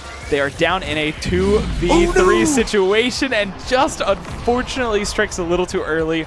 Wasn't ready for the wait from Jumper, and Wake Forest finishes it out. But wow, there were moments in this set that were so close. Yeah, and I mean, if you want to go down in a series, if you have to go down, I should say. Nobody wants to. Yeah. But if you have to go down, this is the way that it should be, because it was close and you have a very good idea of what was causing problems. Right. There was a lot of just getting thrown around, just getting a couple of like stray hits from Lightning and Estelle shots and stuff like that. It may be worth it to throw a ban towards either the Estelle or the Vice and really keep up a different sort of game plan, because Zentaro had his moment, but he needed to get there first, and it just took a little too long. I think from everything that we've seen from Wake Forest here, they like to play a little bit more of these ranged characters, kind of moving closer to more of a double midfield play style. But I think you're right. Watching over these replays, we're seeing Jumper on this Estelle is just oppressive. They need to do something. They need to find that solution. And I think the Vice did a phenomenal job of backing up that Estelle. But I think the problem, the root of that issue was the Estelle for the most part. And also the fact that, you know what, now that I'm even talking about this, right, I'm thinking about how many times Cruelties died because we were watching the core on the bottom and it was Vice and Zentaro up top, and Vice just said, "Oh, Zentaro, sorry, you don't have any evade. See ya, you're gone." One big blast, it's all that is needed. But we did see little bits, signs of life from Rutgers, and I do think that when we see, I mean, like even there, the Lightning and the double shot, it's a matter of not only understanding, like when you're up against these characters, that like you need to be in an active mindset of like, they can hit me from here, they still can. And so you can do those sort of evade plays, but they're not easy. And you can't put all of that pressure on the goalie. Yeah, although speaking of the goalie, watching that final Giga Blast at the end there kind of hurts my soul just a little bit. I understood what they were going for, but just slightly off. It hurts my soul. But yeah, I agree. Can't put all the pressure on the goalie. You need to also start stepping up. And they have that opportunity as game number 2 will be on IME's app. The question is, who gets banned? Who stays? Are we gonna see something similar that we saw earlier in terms of bans, where we saw the Julia and the Rasmus ban coming out from either team? And yeah, it's gonna be the same exact thing. Not gonna allow Julia or Rasmus. This is more of what I expected for and from a team like Wake Forest, who doesn't necessarily play those super heavy brawlers. Of course, they play them, but it doesn't seem to be a comfortable pick from them. Yeah, and we are seeing, as the drafts come through, I'm seeing a now, and I have not seen too much of that, specifically on Amy's app. The character has a lot of control, and when you have this void in the middle, it can cause some problems and some really awkward bounces, so I'm super excited to see what sort of plays can be done around that character. But also, we were talking about 2 midfielders, and yes, we're seeing that on the side, of Wake Forest. But on the other side of that coin, we said, screw having a midfielder. We're going to go double aggressive and just try to blast you through this area. It should be good. Yeah, well, we actually are. I thought it was going to be now goalie as well, but it will be now midfield instead. So Kaiju Hunter will be on the Asher. Not exactly the ram through and kill him kind of build composition that we were thinking about, but it is a composition that does make up for some of those weaknesses in that all aggressive, all gas, no brakes kind of composition. But still, we're seeing exactly what we saw last game in terms of Estelle and Vice just playing off of each other, putting a lot of pressure, using their range to their advantage, especially against a character like Asher that struggles a little bit in that department. Yeah, and I mean, Kaiju Hunter is bringing the strike shot on the Asher and is trying to play a little bit of a range game. There's been a Kai goalie that I'm aware of who enjoys that, just to keep it on the other side of the field because it's so difficult to get it from one side of the field to the other. But when you find those opportunities, it is so incredibly valuable. So it's going to be on the Rutgers players to find an opportunity to bring it back, but a good Estelle shot will get that goal barrier. Ooh, unfortunately, Cruelties had the opportunity, didn't quite get the right hit on it. Great core flip from the side of Kaiju Hunter, putting it over into the side of Malone here. And again, look at this now. Like you said, control, lots of control with these drones being placed all around the map. And it's just not enough, unfortunately. Jumper able to hit that corner. It passes it through the Asher primary, and they're not able to stop it. Yeah, just at such awkward spot where it may not be going directly through the Asher. It's bouncing up, but Asher is going to get that little bit of hit stun, and that guarantees that Asher will not be able to walk upwards and secure that shot. But as we see, core flip from the Now is able to get that goal barrier, and we do see core possession starting to fall back onto the side of Rutgers, where now a goal barrier goes down again, but an awkward bounce, and the Kai will be able to save it. So now it is a potentially even game, but Asher having not enough range at being at just that little bit of an awkward distance, all she can do, put out the shield and say, please connect, and please, it just doesn't do it. I love it. This game is so fast.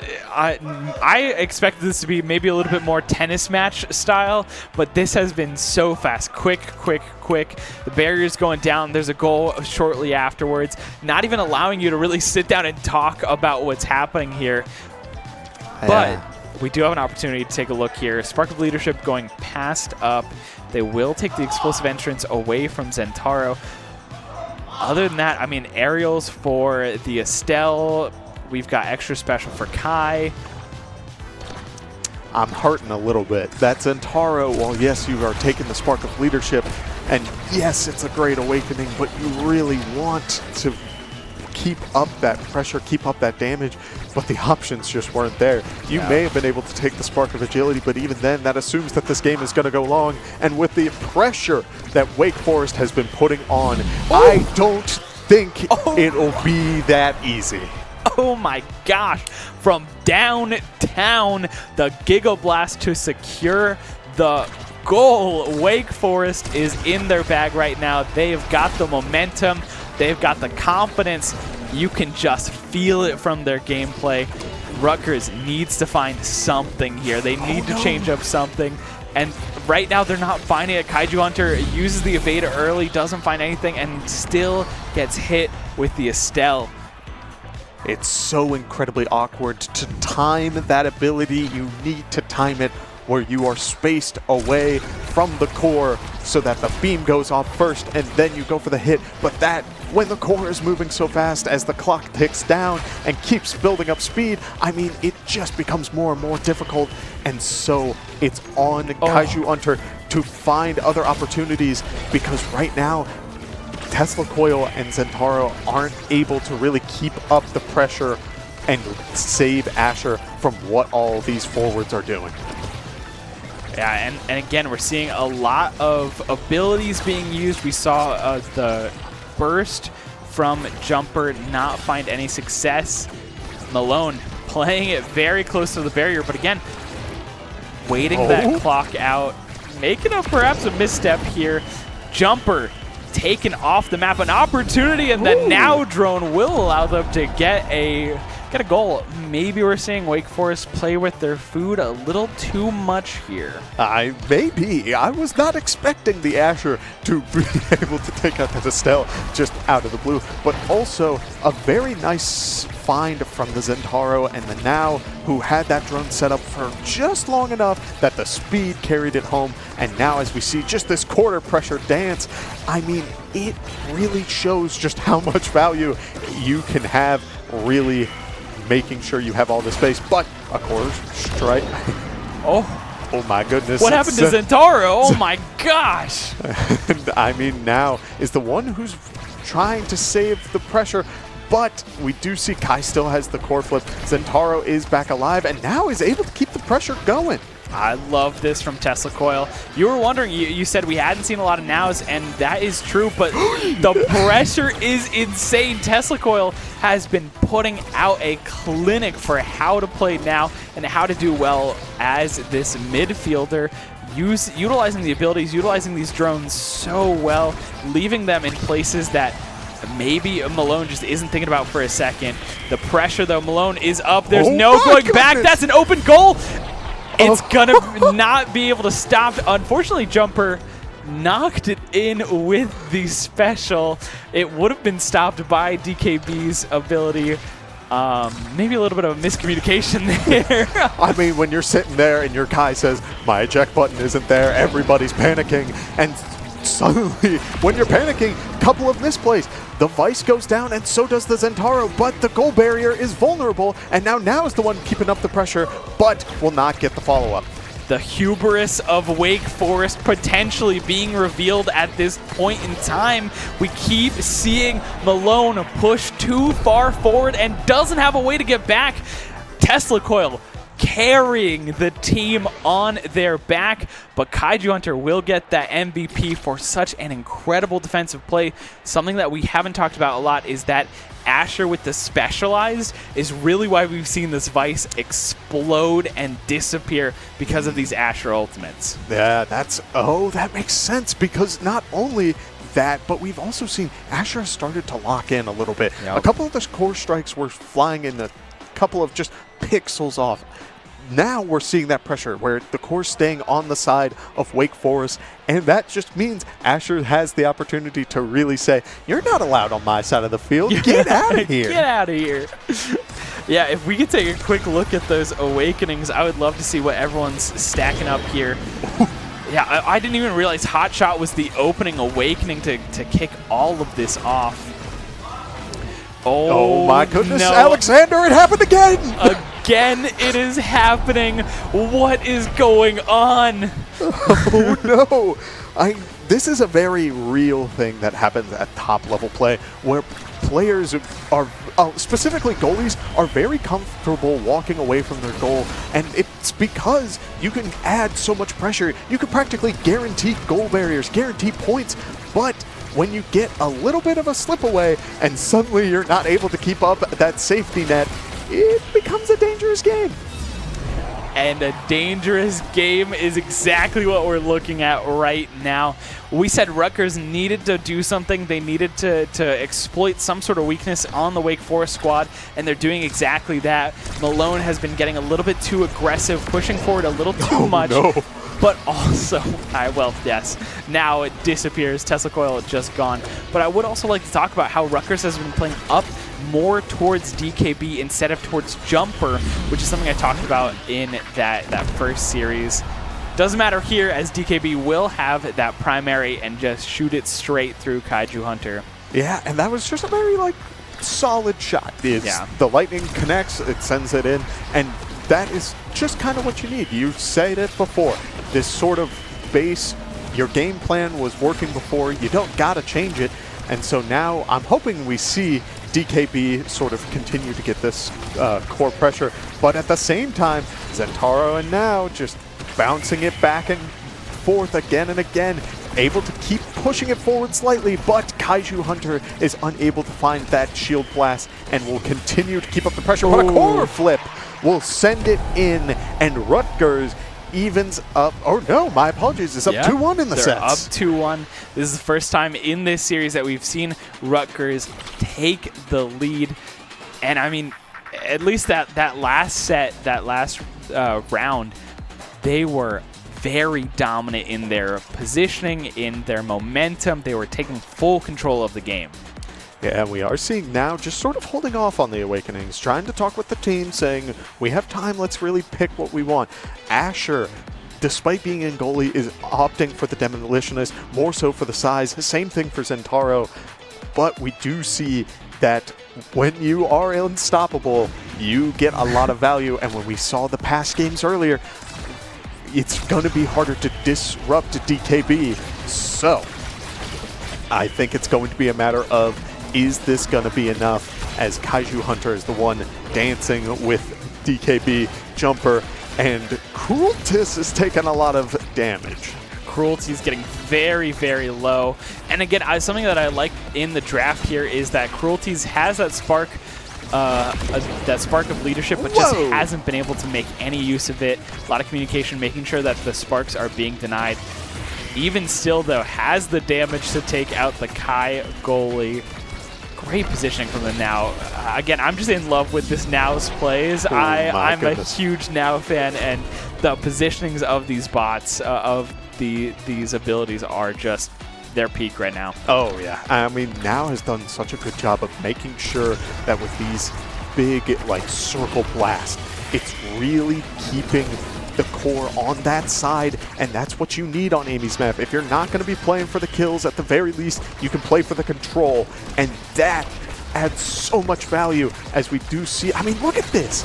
There is so much going on up in the top corner, and they're able to get another goal. Wake Forest does not seem to have an answer, as they are looking down the potential for Rutgers. Rutgers just needs one more goal, and they will tie up this series in a 1-1 set. Will be the first series on the B stream that will go the distance if Rutgers can do it. The core flip, in my opinion, a little bit wasted from Kaiju Hunter here.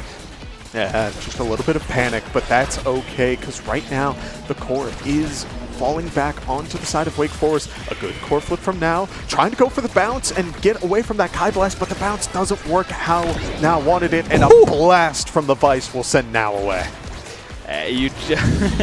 Oh my gosh. Yeah, I was surprised that Now died from that far away from the blast zone. I'm a little lost for words there. You see the Now shooting across the screen.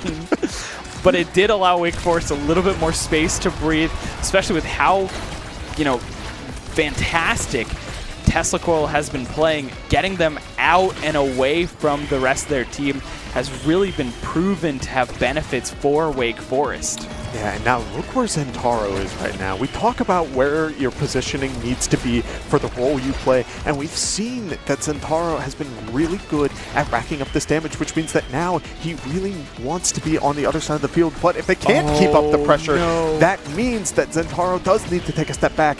And so we see a core flip spent and a couple of cooldowns, and it's still very difficult to get the core back onto the other side of the field. That burst hurt my soul just a little bit, especially because we know how much Zentaro can get away with these bursts. Wake Forest playing aggressive, making sure that this unstoppable Vice is ready to receive anything that Jumper sends their way, or vice versa. Vice versa. Couple of good hits from the Zentaro, and the Now able to get the core back onto that side. And I mean, this is what it takes, right? We do see the core flip come out, and a very good rebound will send it towards the Asher, but Asher is able to save it, as now DKB is the one who has the control and is looking for an opportunity to close this out. Core flip from Estelle, and that will bring it to 2. And 1 point can decide if this goes to a game 3, or if Wake Forest is trying to stomp out this fire before it gets too big.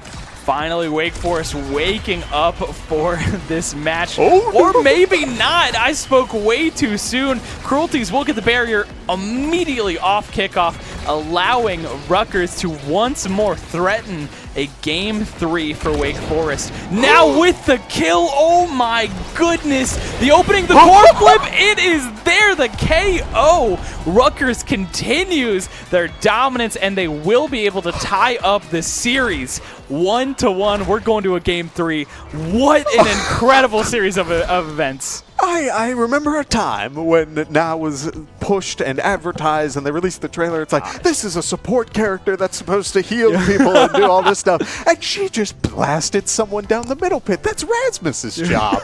What is this? Someone needs to go talk to Clarions. The job positions are all over the place.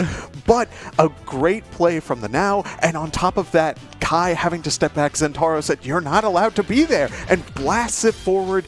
And again, I mean, Rutgers was able to bring this back out of nowhere, and Wake Forest is just struggling with just a couple of small things, a couple of fundamentals, because we see the signs of life. We saw it at the beginning of that game, and it just started to fall away. I don't know what happened. I think when I said it earlier, I said it was the hubris of Wake Forest coming out, and maybe that really was what was happening here. Wake Forest were playing so well. I mean, they were up so much, and then all of a sudden they just fell asleep at the wheel. They let it go.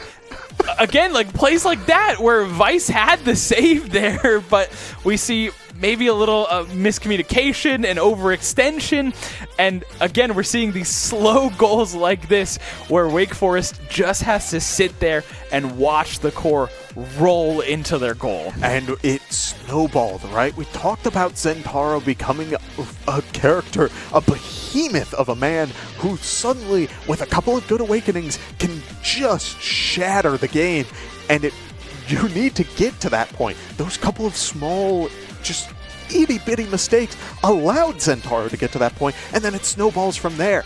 A lot of these later plays aren't so much on the players on the side of Wake Forest. It's Rutgers who had the ability, who was able to get away with these plays, and so it truly is a matter of just locking in and saying, we're going into this Game 3. We can flame each other about all these wacky plays later. For now, we're a team. We need to be on the same page. We need to trust each other. And that will really bring this series close and potentially bring us to a set 5. Yeah, what's going to happen here is Wake Forest is going to take a little bit of time, I'm pretty sure, just to recover, kind of get some of that mental to calm down, to have that conversation and be like, hey, we got to play as a team. We can't let this go through. But we finally get to see a Game 3 here on the B stream. It will be Night Market, which I'm so excited for. Leaving it on the table, though, I think we've seen a lot of different compositions on Night Market. We started the day on Night Market. It looks like we're going to end the day on Night Market here as well. But it gives you that opening. When Nolan was on the desk before, he was talking about the creativity that Night Market gives a lot of these teams, where you can play almost anything that you want to on this map. So if you favor more of that double midfielder, you have those avenues. Or if you favor more of those brawlers, you have those avenues as well. It allows you that space and that movement. It'll depend a lot on the starting awakenings, I believe. Or at least the outcome will be determined by the starting awakenings, because if teams go into this series with a composition in mind and say they want to run something like the Estelle and the Vice once more for the side of Wake Forest, but they have something like Missile Prop immediately open for a character like Drakkar to really step in and kind of fulfill that position, they might not necessarily find the same success. Granted, Missile Prop was a bad example because I was just thinking about Drakkar on Night Market being such a great pick, but you have characters like Estelle, like Vice, that really benefit from Missile Prop. Yeah, and frankly, I mean, when it comes to sort of building your comp on Night Market, I have a personal favorite. I mean, you have closer blast zones, which means that you can punch people harder. Yeah. And who doesn't enjoy that? But at the same time, you're absolutely right when it comes to controlling these narrow avenues. 2 just straight line shots, and you can throw out your ability, and it is practically guaranteed to connect. It's going to be on both sides to really play around that slit in the middle. Yes. If it was a pure straight avenue where it's just send it back down, it would just be a narrow hallway. Like you would be throwing everything you can, and whoever walks out on top is the one who walks out. But when you have that little opening, that's where we're going to see a lot of these plays. I imagine we're going to see Vice sitting a little bit farther forward and using that W to sort of take control of that space, right, as well as Estelle. Potentially, it could be swapped, where Vice is the one sitting back, uses the electricity to like shoot it up through that slit, and Estelle has to warp over the wall and keep up that pressure. Mobility helps on this map. So if we're going to see the same bands, the only mobility that's going to be taken away is Julie. Yeah, I mean, you kind of jumped in the question that I was going to ask you next, is what sort of compositions are we going to be seeing here on this map? And already it's sounding like you think that Wake Forest will be running a similar composition than what we've been seeing. I mean, makes sense, right? They've been running it this entire series. Why change it? It isn't broken. They just perhaps got a little overzealous in that second game today. There is a potential for one slight change. When we last saw Wake Forest, they were playing against a team in a 2v3. Yeah. And while, yes, it was a great series and it had these great moments, there's little bits of information that we can take from that as to what players prefer to play. And Jumper, who's been playing Estelle the last 2 games, did play Kazan. And True. Kazan is the kind of character that we don't see very often. He's very difficult, but when you want to lock down an avenue, a giant umbrella is definitely a safe bet. I completely agree, and I think Kazan's one of those characters that I wish we saw more of. So I would love to see a Kazan come out here. But our questions and speculation, that time is done. We're getting into night market. We are just about ready to get into these picks and bans, and to find out what's going on in these players' minds. Who are they thinking? What sort of composition do they want to run? The pre-pick phase isn't necessarily telling us a lot, but oh my goodness, the Now and the Vice are gone. The bans have changed. The bans have changed, leaving Rasmus and Julie still open for their counterparts. Again, I mean, I talked about it. Tesla Coil was going insane on the Now. Getting rid of Now feels like the right thing to do, especially if there are any sort of awakenings that will deal with size or creations being increased for that size or duration. But yeah, I mean, the Vice, you mentioned it after game 1, maybe a good option to get rid of. So instead, we're seeing Jumper on an Era, DKB on a Juno, and Malone on Atlas, an entirely different composition. While on the other side, we're seeing Julie, Drakkar, and Kai. We're going back to a kill comp. Okay, and that is what I like to see. Yeah. But at the same time, it shows what both players are going to be going for. Juno, Hotshot and Aerial's Awakenings. I mean, if you're going to control the core and you have that range, that is what you want to start this off with. So we will see a bit of an awkward Awakening choice for the Juliet, but it can fall into place later, and it's going to be on the Julie to potentially find these openings. And if there's any place where you can get a nice dash punch, it is going to be on the night market. Speaking of like starting things out, did you see how fast the core was moving immediately at the beginning? Oh my goodness, all of these hot shots and aerials just making it speed out the gate.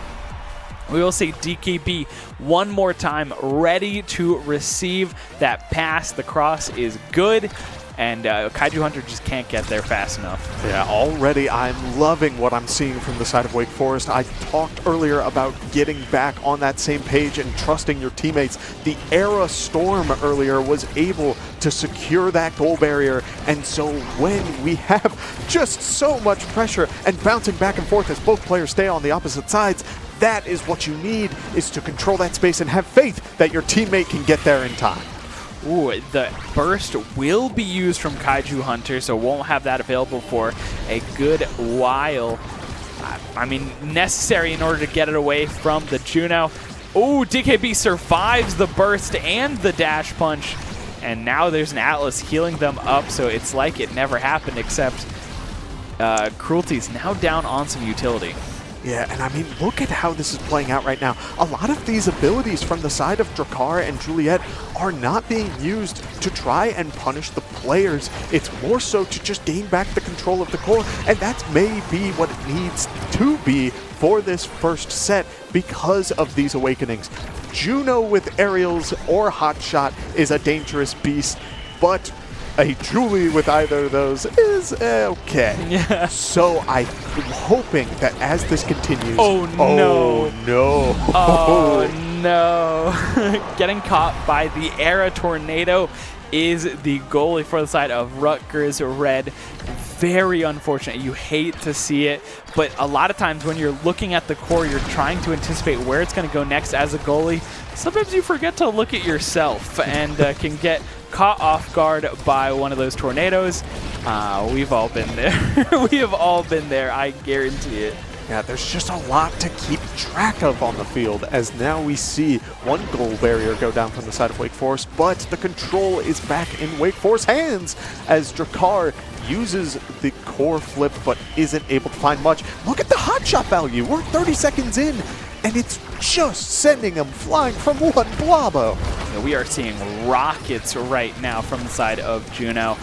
The pressure that DKB is putting out, I really love it too, because in the past we've seen Jumper be the one who's getting aggressive, who's really kind of forcing the plays here on the barriers, and now DKB taking a little bit more of a front role as they're utilizing these Blobos, utilizing the jump from the Juno to just put pressure on Rutgers.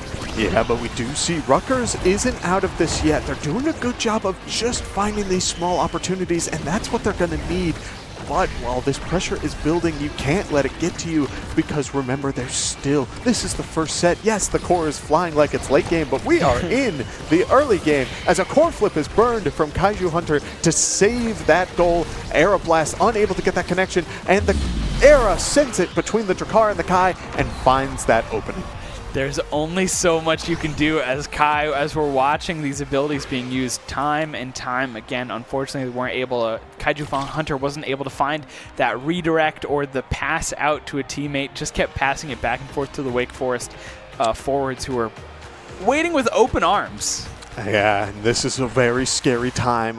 Will Kai take? He takes the team player. Two of the best awakenings for two individual characters have been taken up by Juno and Era. Cast to last is Era's best friend, and if I'm gonna throw Blobos everywhere, they might as well be the size of the Empire State Building. So Monumentalists will work out great, and they deal damage. You can have control of the core, yes, but now that damage is going to start racking up very quickly. I completely agree. When we're looking at the Awakenings pick here, definitely looks like Wake Forest was able to win out here. I mean, just so strong. Era's going to be putting on so much pressure with this beam. Juno is going to have massive Blobos that will now hit harder. And not only are they hitting harder, but they're already moving faster because of Hotshot. It just makes everyone's life so difficult, especially trying to play around that. Yeah, and a very unfortunate bounce from Kaiju Hunter will send the core back into the goal barrier as Juno hops into Kai's face and is trying to keep up that pressure. But Juliet is trying to just get a little bit of breathing room, trying to get the core back onto the other side. But unlike Amy's, the middle ground is a little bit bigger, and therefore you can have a little bit more breathing room when dealing with your options. I really like what we're seeing from the midfield here. Jumper just staying, again, you were talking about how important the battle for this sort of middle area, the speed boost in the center is, and Jumper has just been playing around that. Wow, what a great shot. I kind of expected Kaiju Hunter to be able to get there to stop that, but again, when you're already in the middle of a ping-pong battle, sending it back and forth, maybe not expecting the Era to be there just in time. Yeah, and the strike shot just went out a little too early from Kaiju Hunter, which is unfortunate, but it's the kind of play that you need to shake off. The Juliet goes down from the dash punch, and again, Atlas is getting kills with these bubble things. What on earth? we saw it earlier with the Zentaro, but you have to be so careful with your dashes. Yes, it can lead to a kill, but it also will lead you wide open to get that reverse counter and bursts all around for the side of Wake Forest. Not going to find it with DKB's first burst, but I mean, Jumper has burst, Malone has burst. They're fine. They're sitting pretty with their burst economy. Oh, absolutely. There's a storm that is chunking the Kai, and he has to keep sending it towards the Era. Oh, but a very good flame redirect. Not only sends it back, but gets a goal barrier in return, and Juliet gets the dash punch onto the Juno. That burst economy is looking worse and worse. What a great save from Kaiju Hunter. The Flames once more stopping that core in its tracks. Sometimes you get lucky with those hits. Sometimes you get very unlucky and it slips through. Kaiju Hunter, though, placed it perfectly. Yes, and Juliet is now the one trying to keep up the pressure. Look how fast the core is moving, Alexander. We are 2 rounds into this, and it is moving at like jet speed. Yeah, Mach speed right now. It is breaking the sound barrier every time Juno's Blabo hits it. Oh my goodness. Who feeds those things? What do you feed those things? I mean, look at how much pressure they put on. The Storm at the same time also just adding so much value is really keeping up that space. But also, we talked about the mobility earlier. Look how Era is always trying to stay in an open avenue to get the core towards the Juno, who has the opportunity to jump around and really keep up that pressure. But at the same time, a good core flip will send this back towards the Era, and an Atlas ult thrown down will fully heal the allies. And when you're playing a comp that wants to deal damage, that is not good. That is demoralizing at that point. Great redirect from Jumper there in order to win out against Kaiju Hunter, who does have burst. Burst from Jumper used, gets a little bit of a bounce back here, and the Flames will win out. Malone getting aggressive, tries to use the burst, but instead just leaves the secondary there. Good patience.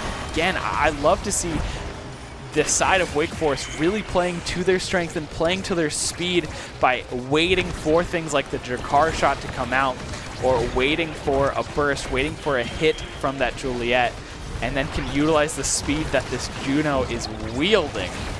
Yes, and look at the Atlas. I mean, he's just adding that little bit of support. That's all that is needed.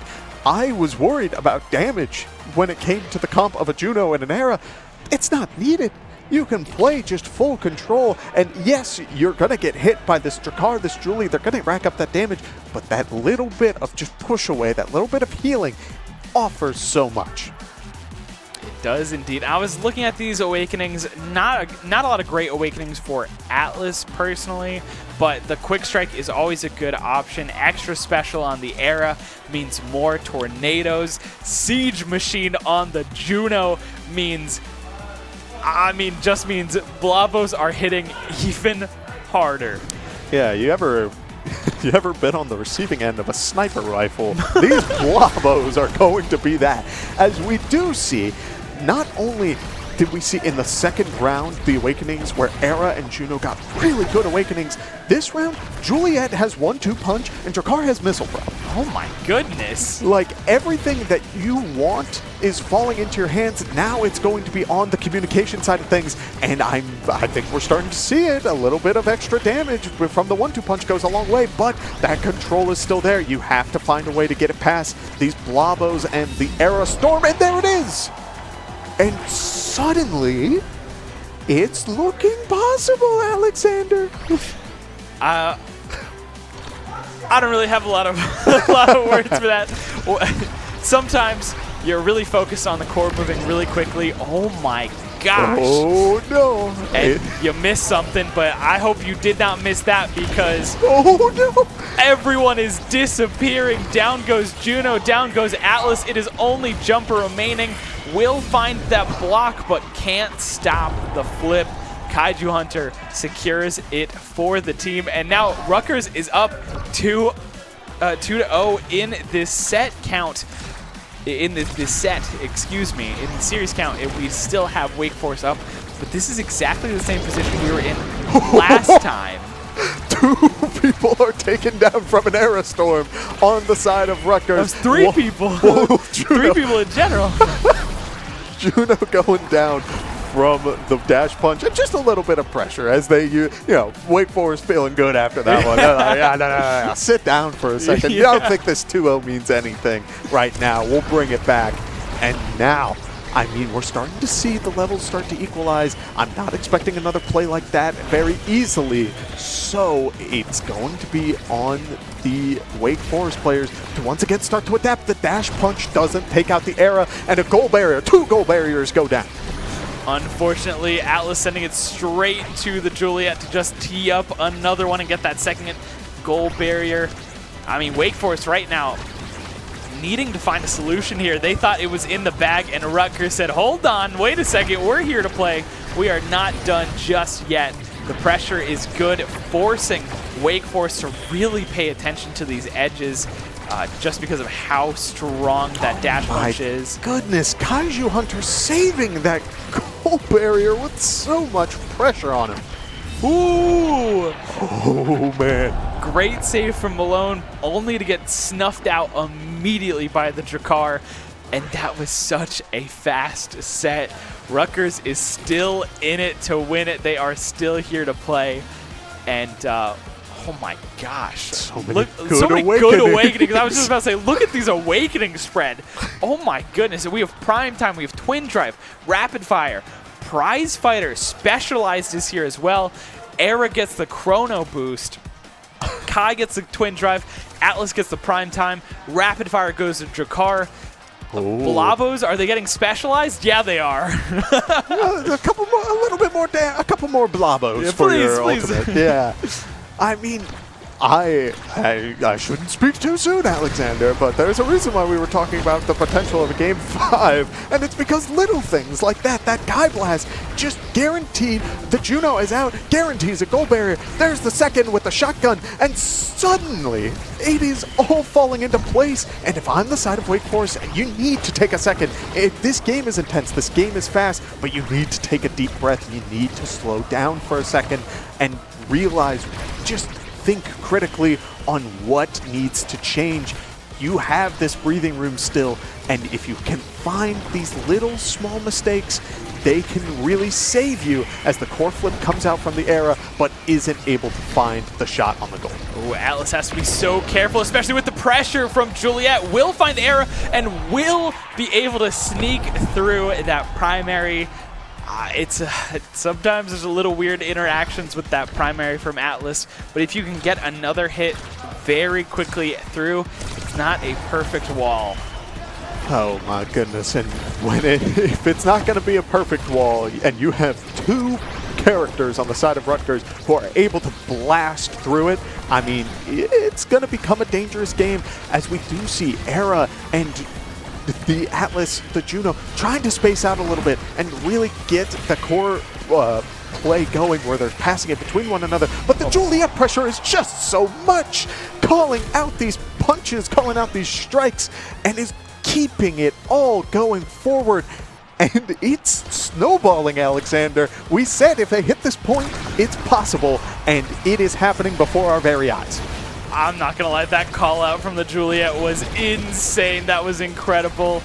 Rutgers looking like they are a different team right now. They're playing so well together. They're getting the pressure. Their composition is finally doing what it should be, and that is getting kills, forcing the evades, forcing jumps, forcing abilities out of Wake Forest where they can't just sit back and play the game cautiously, or they can't just play a very laissez-faire option. They need to be very proactive in how they're using their abilities and how they're using their evades. I'm noticing a lot of core flips up on the side of Wake Forest right now. Yes, you can save them for those opportunities, but right now, I feel as though you just need to use them for that breathing room. Otherwise, there's a Juliet in your face. You have to help your goalie in these situations, because right now, Juliet has everything that she needs to really keep this game in the palm of her hand. Kaiju Hunter is insane. The way that they've slowed down the game, the way that they've gotten the redirects. Juno is dead once more, and Jumper is looking like they're going to follow shortly. The damage from Jakar, from Juliet is too much. We do see Malone with the flip. Will use it, but they're not out of the clear. They're not in the clear just yet. Kaiju Hunter does have that burst if they need it.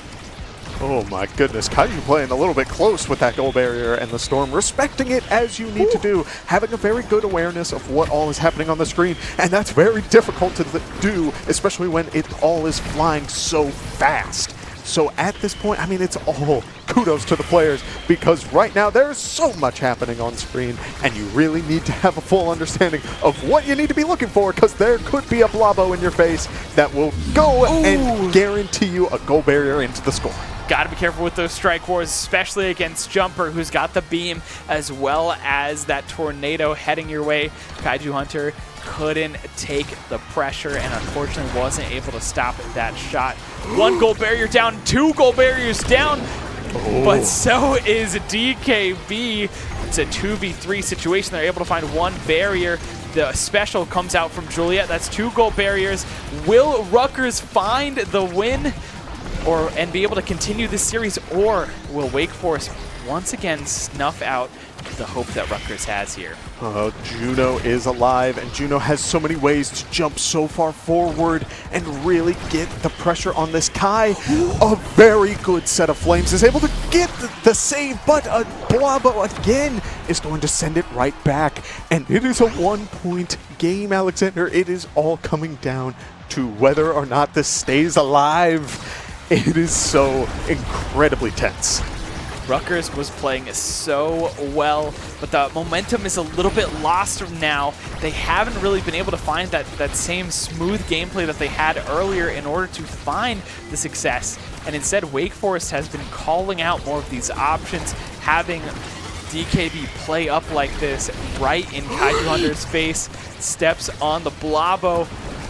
Oh my goodness, that dash punch was so incredibly good, but it didn't send them far away enough, and I do think the Atlas ultimate may have been able to save one of them, but it wasn't needed, as now another barrier goes down, and we are seeing that value once again of that core control, that core play, and when you can't find your KOs, when you can't find that snowbally lead, it's really starting to build up. Atlas has a core strike, he's starting to walk forward! Oh no!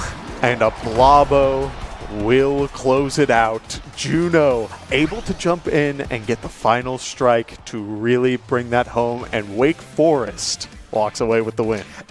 I will say a semi-anticlimactic ending there.